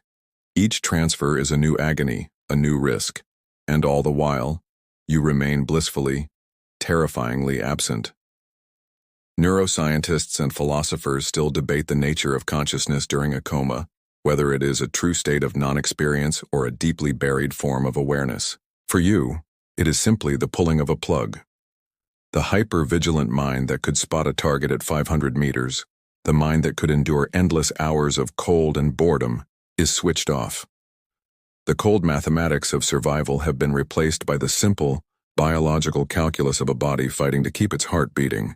After what seems like an eternity, you arrive at a field hospital, a converted schoolhouse far behind the lines. You are rushed into an operating room. The surgeons, accustomed to the horrors of war, are still taken aback by the extent of your injuries. They see immediately that half of your jaw is missing, your cheek obliterated. The risk of massive infection is almost a certainty. They work for hours, cleaning the wound, removing dozens of splinters of bone and shrapnel and trying to piece together what little is left. You survive the surgery, a testament to your own incredible resilience and the skill of the surgeons. But you do not wake up. You slip from the anesthetic-induced darkness into the deeper, more mysterious darkness of a prolonged coma. For 7 days you lie in a hospital bed, your head a featureless globe of white bandages. You are no longer the White Death. You are no longer Simo Hayha. You are just a body in a bed, suspended in the gray twilight between life and death. The nurses tend to you, whispering your name in awe as they change your dressings. You have hit the snooze button on reality for a solid week, and frankly, given the circumstances, nobody can blame you. The sounds of the front line have faded away, replaced by the quiet, rhythmic hum of the hospital ward. And as you sleep, the war itself, the entire reason for your struggle and your sacrifice, is grinding to a halt. You are about to miss the end of the world you were fighting to save. The return to the world is not a sudden awakening, but a slow, painful crawl up from a deep, dark well. It begins as a series of fragmented sensations seeping through the fog. A dull, persistent throb that seems to occupy your entire skull. The antiseptic smell of a hospital ward. The scratch of a wool blanket against your skin. The muffled, distant sounds of people moving and speaking. You try to call out to ask where you are, but your mouth refuses to obey. Your lips are sealed, your jaw locked in place by a rigid web of wires. All you can produce is a low, guttural moan. Slowly, your eyes flutter open. The world is a blurry, overlit smear. A figure in white, a nurse, swims into view. Her eyes widen when she sees you are awake. There is a flurry of quiet, urgent activity. You are alive. You have come back. Your last memory is a flash of light on a frozen battlefield. The intervening week is a complete and utter blank. You are weak, confused, and enveloped in a pain so profound it feels like the very structure of your being. Days pass in this disoriented haze. You are fed a thin, nutrient-rich liquid through a tube. The nurses are kind, their hands gentle as they change the mountain of bandages that encases your head. You start to piece together your situation, but one crucial piece of information is withheld. You have not yet seen your own face. The moment is inevitable. One afternoon, when you are feeling a little stronger, you manage to gesture to a nurse for a mirror. She hesitates, her expression a mixture of pity and concern. But she obliges. She holds up a small, polished steel mirror, the kind that doesn't shatter. The person who stares back at you is a stranger, a grotesque caricature of a human face. Your head is swollen to twice its normal size, a patchwork of angry purple bruises and yellowing skin. And where your lower left cheek and jaw should be, there is a collapsed, concave ruin of raw scar tissue and stitches. Your mouth is a twisted, asymmetrical line. It is a face from a nightmare. The shock is a physical blow, colder and more brutal than any Arctic wind. The man in the mirror is a monster, and that monster is you.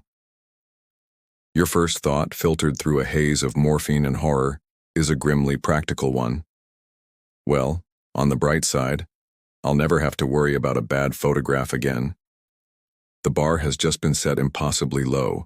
This is the beginning of your next war, not a war of bullets and snow, but a long, agonizing campaign of recovery. Plastic and reconstructive surgery in 1940 was a primitive art compared to today's standards. While great advances had been made treating the broken faces of the First World War, the techniques were still brutal and the results were uncertain. You will, over the coming years, endure 26 separate painful operations. Surgeons will take a piece of your hip bone and attempt to graft it into place to reconstruct some semblance of a jaw. Each surgery is a new battle, each recovery a slow, painful slog.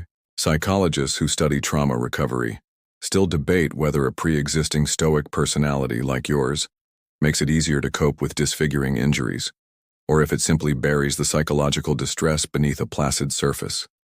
For you, your quiet, stoic nature becomes your armor. You retreat into the familiar fortress of your own mind. You focus on the task at hand, healing. Your new social reality will be one of glances quickly averted, of people trying very hard not to stare at the quiet man in the corner with the ruined face. It's a subtle but profound shift in your existence. But your sisu, that stubborn, unyielding core of your being, has not been damaged. You face this new challenge with the same quiet determination you faced the Red Army. You celebrate the small victories. The day the feeding tube is removed.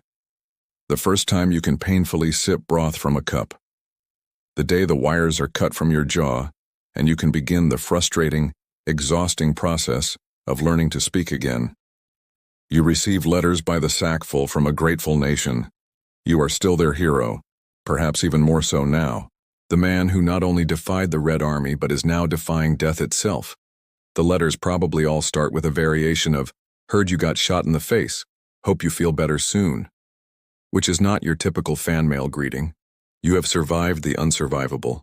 You have confronted the stranger in the mirror and begun the long, arduous process of recognizing him as yourself. And while you have been fighting this intensely personal war, the larger war, the one you almost died for, has reached its conclusion. You are floating in a warm, painless, morphine-scented fog when you learn that the world has changed. Perhaps it is a kindly nurse who tells you, or a doctor making his rounds. They speak in soft, gentle tones, as if trying not to startle a wild animal. The war, they explain, is over. It ended on March 13th, 1940. You process this information slowly. March 13th. You realize with a jolt of dislocation that this was the very day you woke from your coma. For the entire week you were lost in the darkness. The final frantic acts of the war were playing out, and diplomats were hammering out a grim peace in Moscow. Your entire reality for the past 100 days, the cold, the fear, the relentless cycle of watch and wait and kill, had simply stopped, and you weren't there to see it. It feels less like a victory and more like you missed the end of a movie you were the star of. The details of the peace are a far bitterer pill to swallow than any of the hospital foul-tasting medicines. You learn of the Moscow Peace Treaty. Finland, militarily exhausted and diplomatically abandoned by the world, was forced to accept Stalin's terms, and the terms are harsh, a punishment for your nation's defiance. Finland is forced to cede nearly a tenth of its entire territory. This includes the city of Viipuri, the nation's second largest, and most devastatingly for you, the entire Karelian Isthmus, your home, the farm in Rautjärvi, the forests you knew better than your own hands, the lakes you fished on as a boy. They are all gone. They are now part of the Soviet Union. You fought to defend your home and you wake up to find it no longer exists, at least not as part of your country. It is, perhaps, the cruelest irony of all. This is the strange paradox of the Winter War. On paper, Finland lost. You gave up territory, industry, and strategic positions, but in the hearts of your people and in the eyes of the world, you won an astonishing victory. You preserved the one thing that mattered, your independence. The Soviets' original goal was almost certainly to conquer all of Finland and install a puppet communist government. In that, they failed utterly. You and your comrades bled the Red Army so badly, humiliated them so thoroughly on the world stage, that Stalin was forced to settle for a punitive peace rather than risk a longer, even more costly war. It's the ultimate, you should see the other guy victory. Sure, you've lost a limb and are bleeding profusely, but the giant who attacked you has a broken nose and is walking with a limp. It's not the outcome you wanted, but it's an outcome you can live with. Historians still debate whether Finland could have achieved a better result by holding out longer and waiting for promised but unreliable aid from Britain and France, or if accepting the peace in March was the only pragmatic choice to save the nation from total annihilation. For you lying in a hospital bed, the strategic debates are meaningless. The only thing that matters is the raw, personal loss. You wake from a coma to discover you have lost the war, your face, and your home. It's the worst good morning in human history. They probably should have brought you flowers before dropping all that on you. The news of the evacuations from Karelia is heartbreaking. More than 420,000 people, including your own family, were forced to abandon their homes with only what they could carry.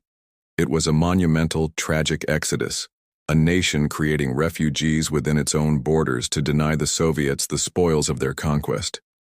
While you were fighting, your family was likely packing their belongings, saying goodbye to their land forever. Amidst this somber news, there is a glimmer of personal recognition. You are informed that while you were lying unconscious, Field Marshal Mannerheim, the commander-in-chief of the Finnish armed forces, promoted you. You have jumped directly from the rank of corporal to second lieutenant. Such a promotion is unheard of, a testament to the magnitude of your contribution, its peak military efficiency. Getting a promotion while you're in a coma. No need for a stuffy ceremony or an awkward speech. You are a decorated officer, a celebrated national hero. But it all feels like it happened to someone else. To the man with the whole face who used to live in a place called Rautjärvi. The war is over, but for you the struggles are just beginning. You must now learn to navigate a new Finland, and a new version of yourself. After months that feel like years, you are finally discharged from the hospital. You take your first steps back into the civilian world, a world that continued on without you. It is a country at peace, but it is a wounded, grieving peace. You are no longer a soldier. You are no longer a patient. You are a civilian, a decorated war hero, and a man with a ruined face. And you quickly discover that navigating the peace can be just as treacherous as navigating the war. Your fame precedes you. You cannot walk down the street in Helsinki without being recognized. People stop and stare. They see the familiar stoic eyes from the newspaper photographs, and then their gaze drops to the scarred ruin of your jaw, and a complex mixture of awe, pity, and morbid curiosity flickers across their faces. They want to shake your hand. They want to buy you a coffee. They want to thank you for your service. They want to hear the stories. And for you, a man whose entire existence is built on quiet privacy, this constant well-meaning attention is a unique and uncomfortable form of torture. You have become the most famous person in Finland, a nation of people who would rather wrestle a bear than be the center of attention. It's like a house cat becoming the world's most celebrated public speaker. The aptitude is there, but the personality is a catastrophic mismatch for the job description. The war for your homeland is over, but another one begins. When the Soviet Union and Finland go to war again in 1941, in what will be called the Continuation War, your first instinct is to re-enlist. The fight is to reclaim your home, the very land of Karelia that was taken. But the army denies your request. Your injuries are too severe. You are deemed medically unfit for service. The man who was arguably the single most effective soldier in the entire Finnish army is now told he is not healthy enough to fight. It is a bitter, frustrating irony. So you must find a new way to live. You carry the war with you, not just in the scars on your face, but in the quiet, unseen spaces of your mind. What the world would now call post-traumatic stress disorder was then just a private burden, a collection of bad memories and sleepless nights that a man was expected to endure in silence. Your stoic nature, the very thing that made you such an effective soldier, now becomes the wall behind which you lock away the trauma. Historians and psychologists still debate the extent to which Simo Hayha suffered from PTSD. His public demeanor revealed nothing, but the sheer scale of what he experienced and endured makes it almost certain that he contended with significant psychological scars for the rest of his life. You reunite with your family. As Karelian evacuees, they have been resettled by the state onto a new plot of land in the small municipality of Ruokolahti in southeastern Finland. It is not home, but it is land. You join them there, and for the first time since the war began, you feel a flicker of your old self. You pick up the familiar tools of a farmer. The physical labor is grounding. The rhythm of the seasons is a comfort. But even here in the quiet countryside, the war follows you. In a bizarre and cruel twist of fate, your fame brings you not just admiration but also resentment. In the politically charged post-war years, a small but vocal minority of communist sympathizers view you not as a hero, but as a killer. You receive threats. You are ostracized by some. The man who saved the nation is now treated as a pariah by a few of its citizens. You are trapped between the myth and the man. The world wants you to be the White Death, a hero full of profound wisdom about courage and sacrifice. But you just want to be Simo, the farmer who would much rather talk about the price of timber than recount the horrors of the Kala River. It's the world's most extreme case of identity theft, and the culprit is a more famous, more violent version of yourself. You consciously begin to shed the skin of the hero. You turn down most requests for interviews, you avoid public events, and you pour your energy into the simple, honest work of building a new farm from scratch. You have survived the war, you have survived your wounds, and now you must survive the peace.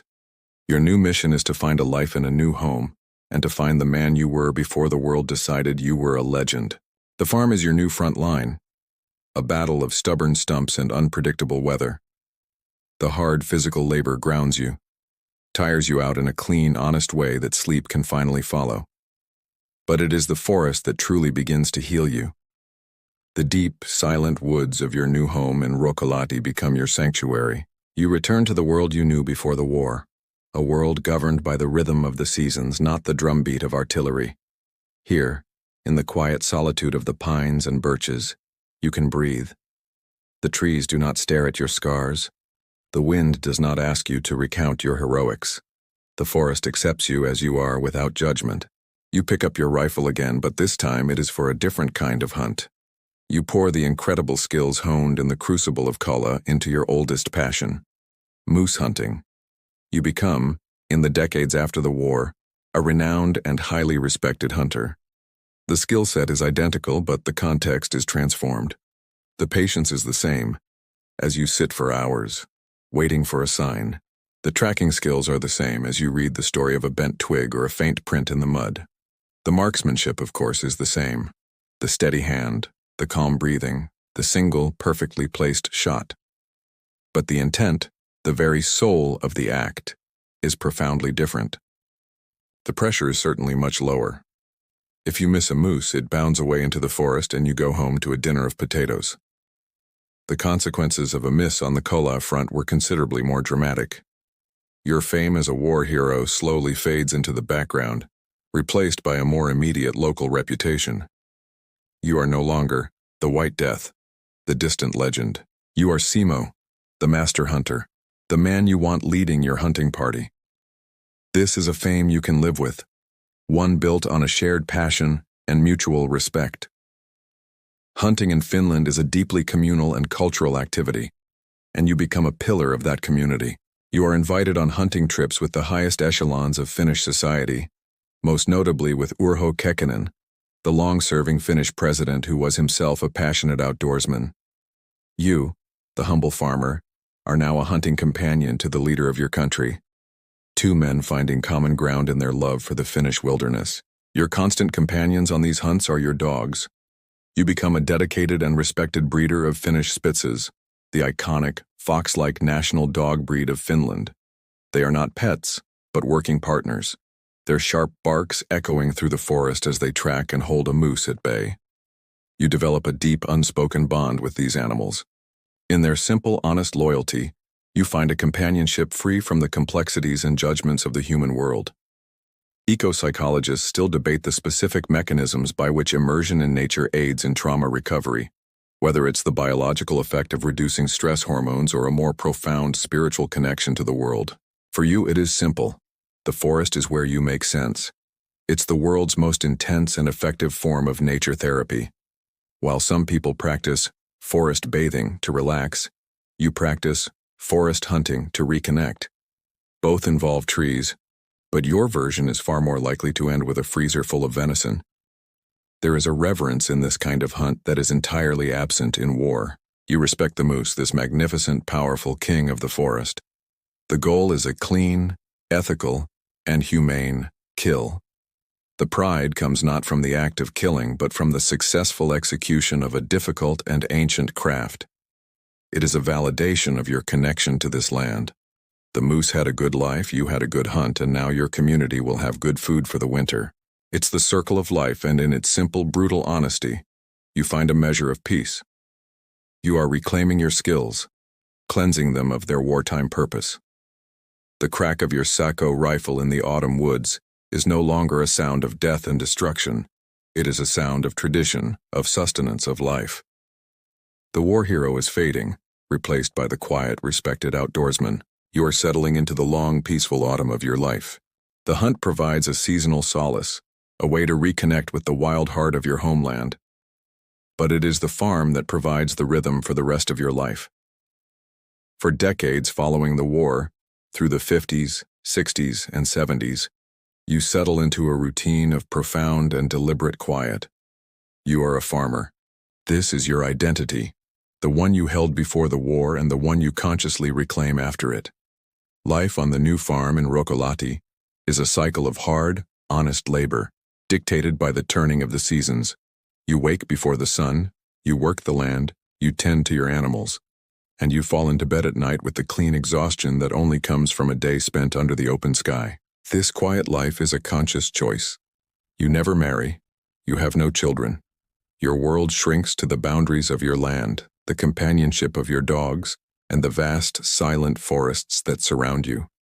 You are not a hermit, but you are a man who has had more than his fill of the world of men.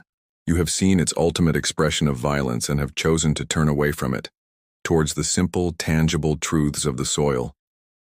Your passion for breeding Finnish Spitz hunting dogs becomes a central focus of these quiet years. This is not just a casual hobby. You apply the same meticulous dedication to it that you once applied to marksmanship. You become an award-winning and highly respected breeder. Your dogs win prizes at national shows, and their bloodlines are sought after by hunters across the country.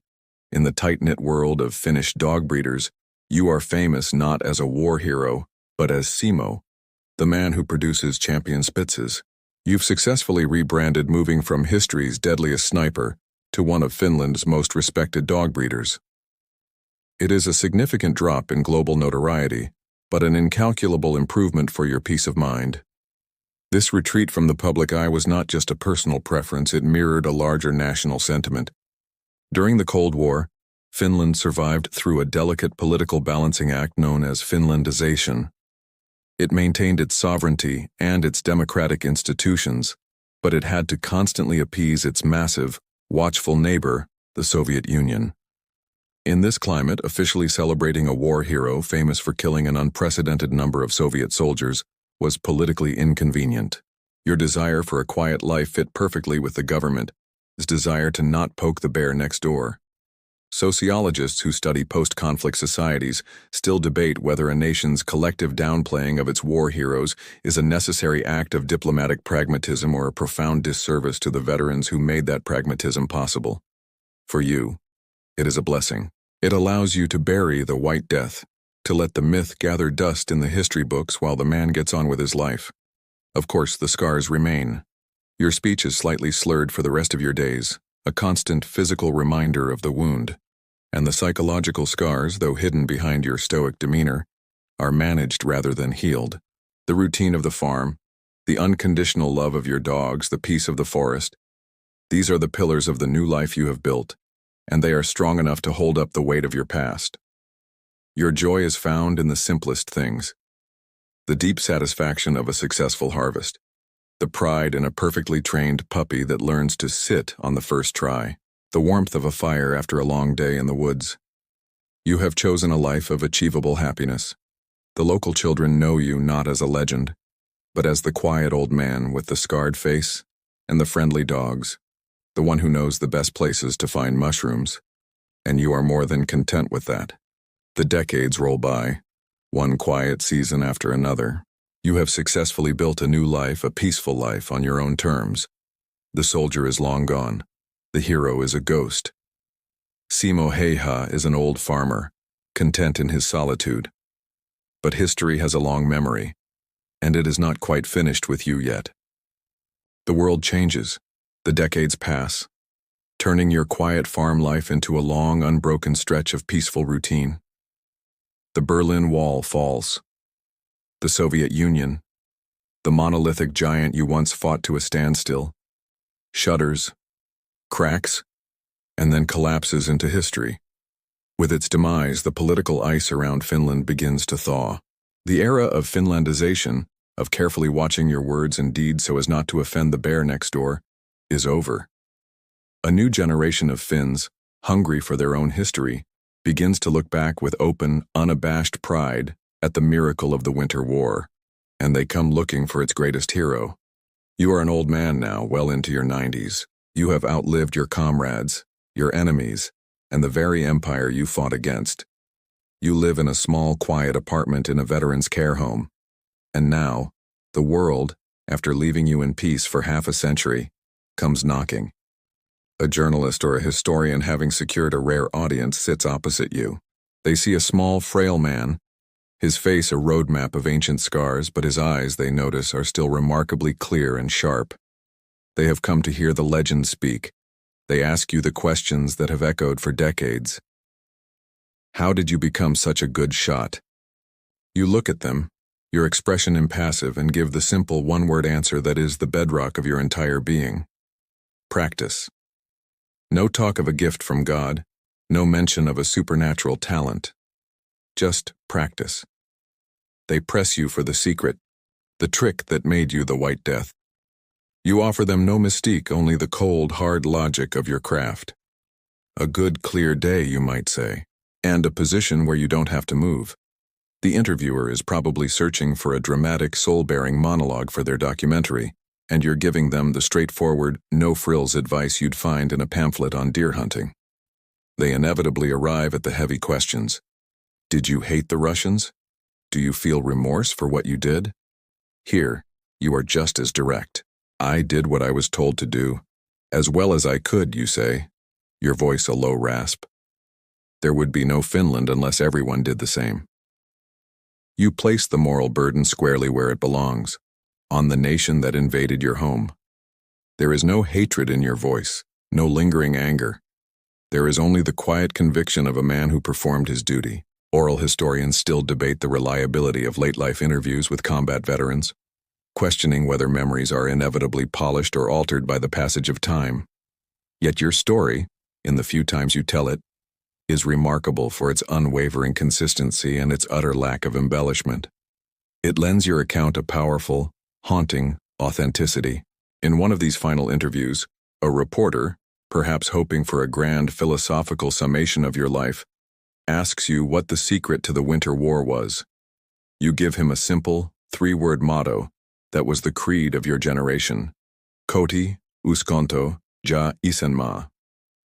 Home, religion, and fatherland. In that simple, old-fashioned phrase, you reveal the engine that drove you: a deep, traditional love for your place in the world, and a quiet faith in its righteousness. The journalist leaves your presence with a notebook full of short, stubbornly undramatic quotes, and the profound realization that the most feared man in the history of the Red Army was at his core a humble patriot who just wanted to be left alone. You have given the world its last glimpse of the legend. You have answered its questions on your own terms, with the simple, unadorned truth as you see it. You've offered the ultimate life advice: be exceptionally good at what you do, but maintain a quiet humility about it. It's a solid philosophy, whether your job is raising prize-winning dogs or something else entirely. You have offered your final report. Now, as the 20th century gives way to the 21st, you can finally retreat into the deep and well-earned peace of your final years. The last winter is approaching. Your final interviews are complete. You have offered the world a last fleeting glimpse into the mind of the man behind the myth, and your answers have only served to deepen the quiet mystery of your existence. Now, as you settle into the final, gentle rhythm of your life, we can step back and look at the full tapestry of your story. It is more than just a war story. It is the story of a national ideal made flesh. It is the story of Sisu. We have used this word throughout our journey, but now we must look at it plainly. Sisu is a Finnish word that has no perfect English equivalent. Grit, guts, courage, and resilience, all of these are pieces of it, but none capture the whole. Sisu is a form of quiet, stubborn, almost irrational determination. It is the will to continue acting, to keep pushing forward, long after most would have given up. It is not about optimism or a cheerful attitude. It is a grim, pragmatic resolve that accepts the hardship of a situation and simply gets on with the job. It's that feeling when it's -30, your car battery is dead, and your only response is a quiet sigh as you pull on a warmer hat and start walking. It is the national superpower of just dealing with it. Your life is a living textbook on the meaning of Sisu. As a young farmer, it was the quiet endurance of the long, dark winters and the back-breaking labor of the short summers. As a soldier, it was the embodiment of the entire concept. It was the Sisu that allowed you to lie motionless for hours in the crushing cold. It was the Sisu that had you put snow in your mouth to hide your breath. It was the Sisu that drove you to face down an army with a simple bolt-action rifle and an unshakable will. The Winter War itself has become the ultimate expression of this national characteristic, and you are its undisputed icon. After the war, your Sisu was tested in a different, perhaps even more profound way. It was the strength required to endure 26 painful surgeries. It was the resolve to look at a stranger's face in the mirror every morning and accept it as your own. It was the quiet dignity to turn away from the uncomfortable glare of global fame and choose instead a simple life of hard work. You did not just possess Sisu, you were Sisu, distilled into the form of a quiet, 5'3" man. Your personality is what makes you the perfect Finnish hero. The national character of Finland deeply values humility and quiet competence. Actions are valued far more than words. A swaggering, boastful hero would be an object of suspicion, not admiration. If Finland were to hold auditions for the role of national hero, the job description would read, must possess world-class skills, must never under any circumstances speak of them, must be visibly uncomfortable with all forms of praise. You would have been the only candidate to get a callback. Cultural anthropologists still debate whether concepts like Sisu are innate national characteristics or if they are socially constructed narratives that nations create to define themselves, especially in the wake of a great historical trauma. Your life story serves as the perfect cornerstone for that narrative. You are the proof that the story is true. Your legend is so powerful because it reinforces how the Finnish people see themselves at their very best, as quiet, resilient, and unbreakable. Even the way you lived your life mirrors other deep-seated Finnish cultural ideas like talkut, the tradition of neighbors gathering to complete a task for the common good, not for pay or for glory, but because the job needs doing. Your 100 days on the Kola front can be seen as the ultimate, solitary act of talkut. You were doing a terrible, necessary job for the survival of your community. And now, that humble, quiet spirit has achieved a strange and lasting global fame. You are a character in video games. You are a topic of fierce debate on internet forums. Teenagers in Texas who have never seen snow argue about the specifics of your rifle. The disconnect between the humble farmer and the global icon is immense and more than a little ironic. Ultimately, your legacy is not just the number in the ledger. It is the spirit you embodied. You are the proof that a single, determined individual, armed with a simple tool and an unbreakable will, can change the course of history. You are a permanent symbol of the idea that it is not the size of the dog in the fight, but the size of the Sisu in the dog. For the man who was the living soul of that spirit, the long day is finally over. The final piece is at hand. The final winter arrives, as it always does in Finland, blanketing the world in a soft, forgiving layer of white. You are 96 years old. The long, hard-fought campaign of your life is drawing to a quiet close. You now live in a small, warm room in a veterans' care home in the town of Hayha. The world outside your window is peaceful. The sounds are not of artillery, but of the gentle hum of the building and the distant laughter of children. It is a peace you fought for, a peace you earned 1,000 times over. Your days are a gentle rhythm of rest and quiet observation. You have officially reached the age where your primary occupations are napping and finding the world a little too loud. Your body is frail, a vessel worn out by nearly a century of hard use, but the spirit within, that quiet, indomitable core of Sisu, remains. It has softened, its once raging fire now a warm, steady ember, but it is there, in the clear, observant way you still watch the snow fall outside your window. You are surrounded by your past, but it no longer has the power to haunt you. It is a collection of memories, softened by the immense passage of time. You look at a faded photograph of the old farm in Karelia, a place you never saw again after 1940, and you feel not a sharp pang of loss, but a distant, gentle nostalgia. You have made your peace with it all. Gerontologists and end-of-life counselors still debate the nature of the life review process in the elderly, whether it is a conscious effort to find meaning or an unconscious neurological process. For you, it seems to be a simple, settled state of acceptance. You did what you had to do. You lived as you saw fit. There is nothing left to prove or to regret. Your continued love for the forest is a quiet, constant thing. Though your legs can no longer carry you on a hunt, your eyes can still wander through the pines and birches outside. The wilderness, the place that forged you, that tested you, and that ultimately healed you, is your final companion. It is a fitting, silent witness to the end of your story. You have seen 96 Finnish winters, and at this point you and the very concept of cold have a long-standing and mutual respect. You have agreed, it seems, to mostly stay out of each other's way. On the first day of April, 2002, your long watch finally comes to an end.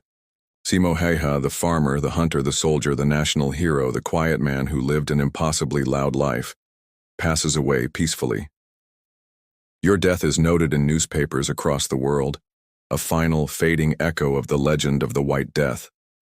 You are buried with full military honors in the churchyard in Ruokolahti, the town that became your home, your final resting place in the soil you loved. Your to-do list is at last complete.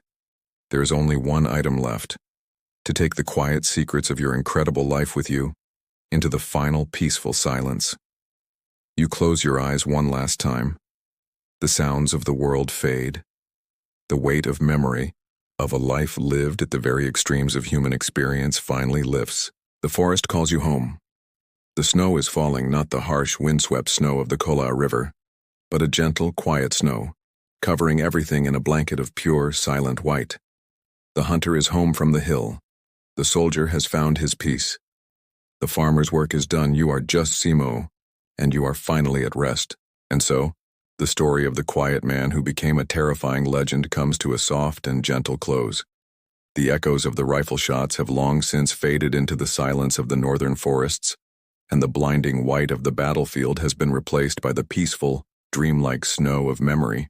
The tale is told, the journey is over, and all that remains is the profound stillness that follows a story well lived and a duty honorably done. You can let the imagery soften now, feeling the sharp edges of the cold and the tension of the long vigil simply melt away into the background hum of your room.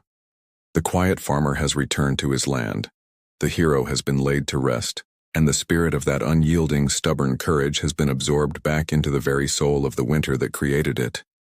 There are no more targets to find, no more lines to hold. There is only a deep and well-deserved peace, a quiet that extends from the Finnish forests and into this very room, inviting you to embrace the stillness, to feel the comfort of the tale's conclusion, and to let your own awareness drift into a calm and easy sleep.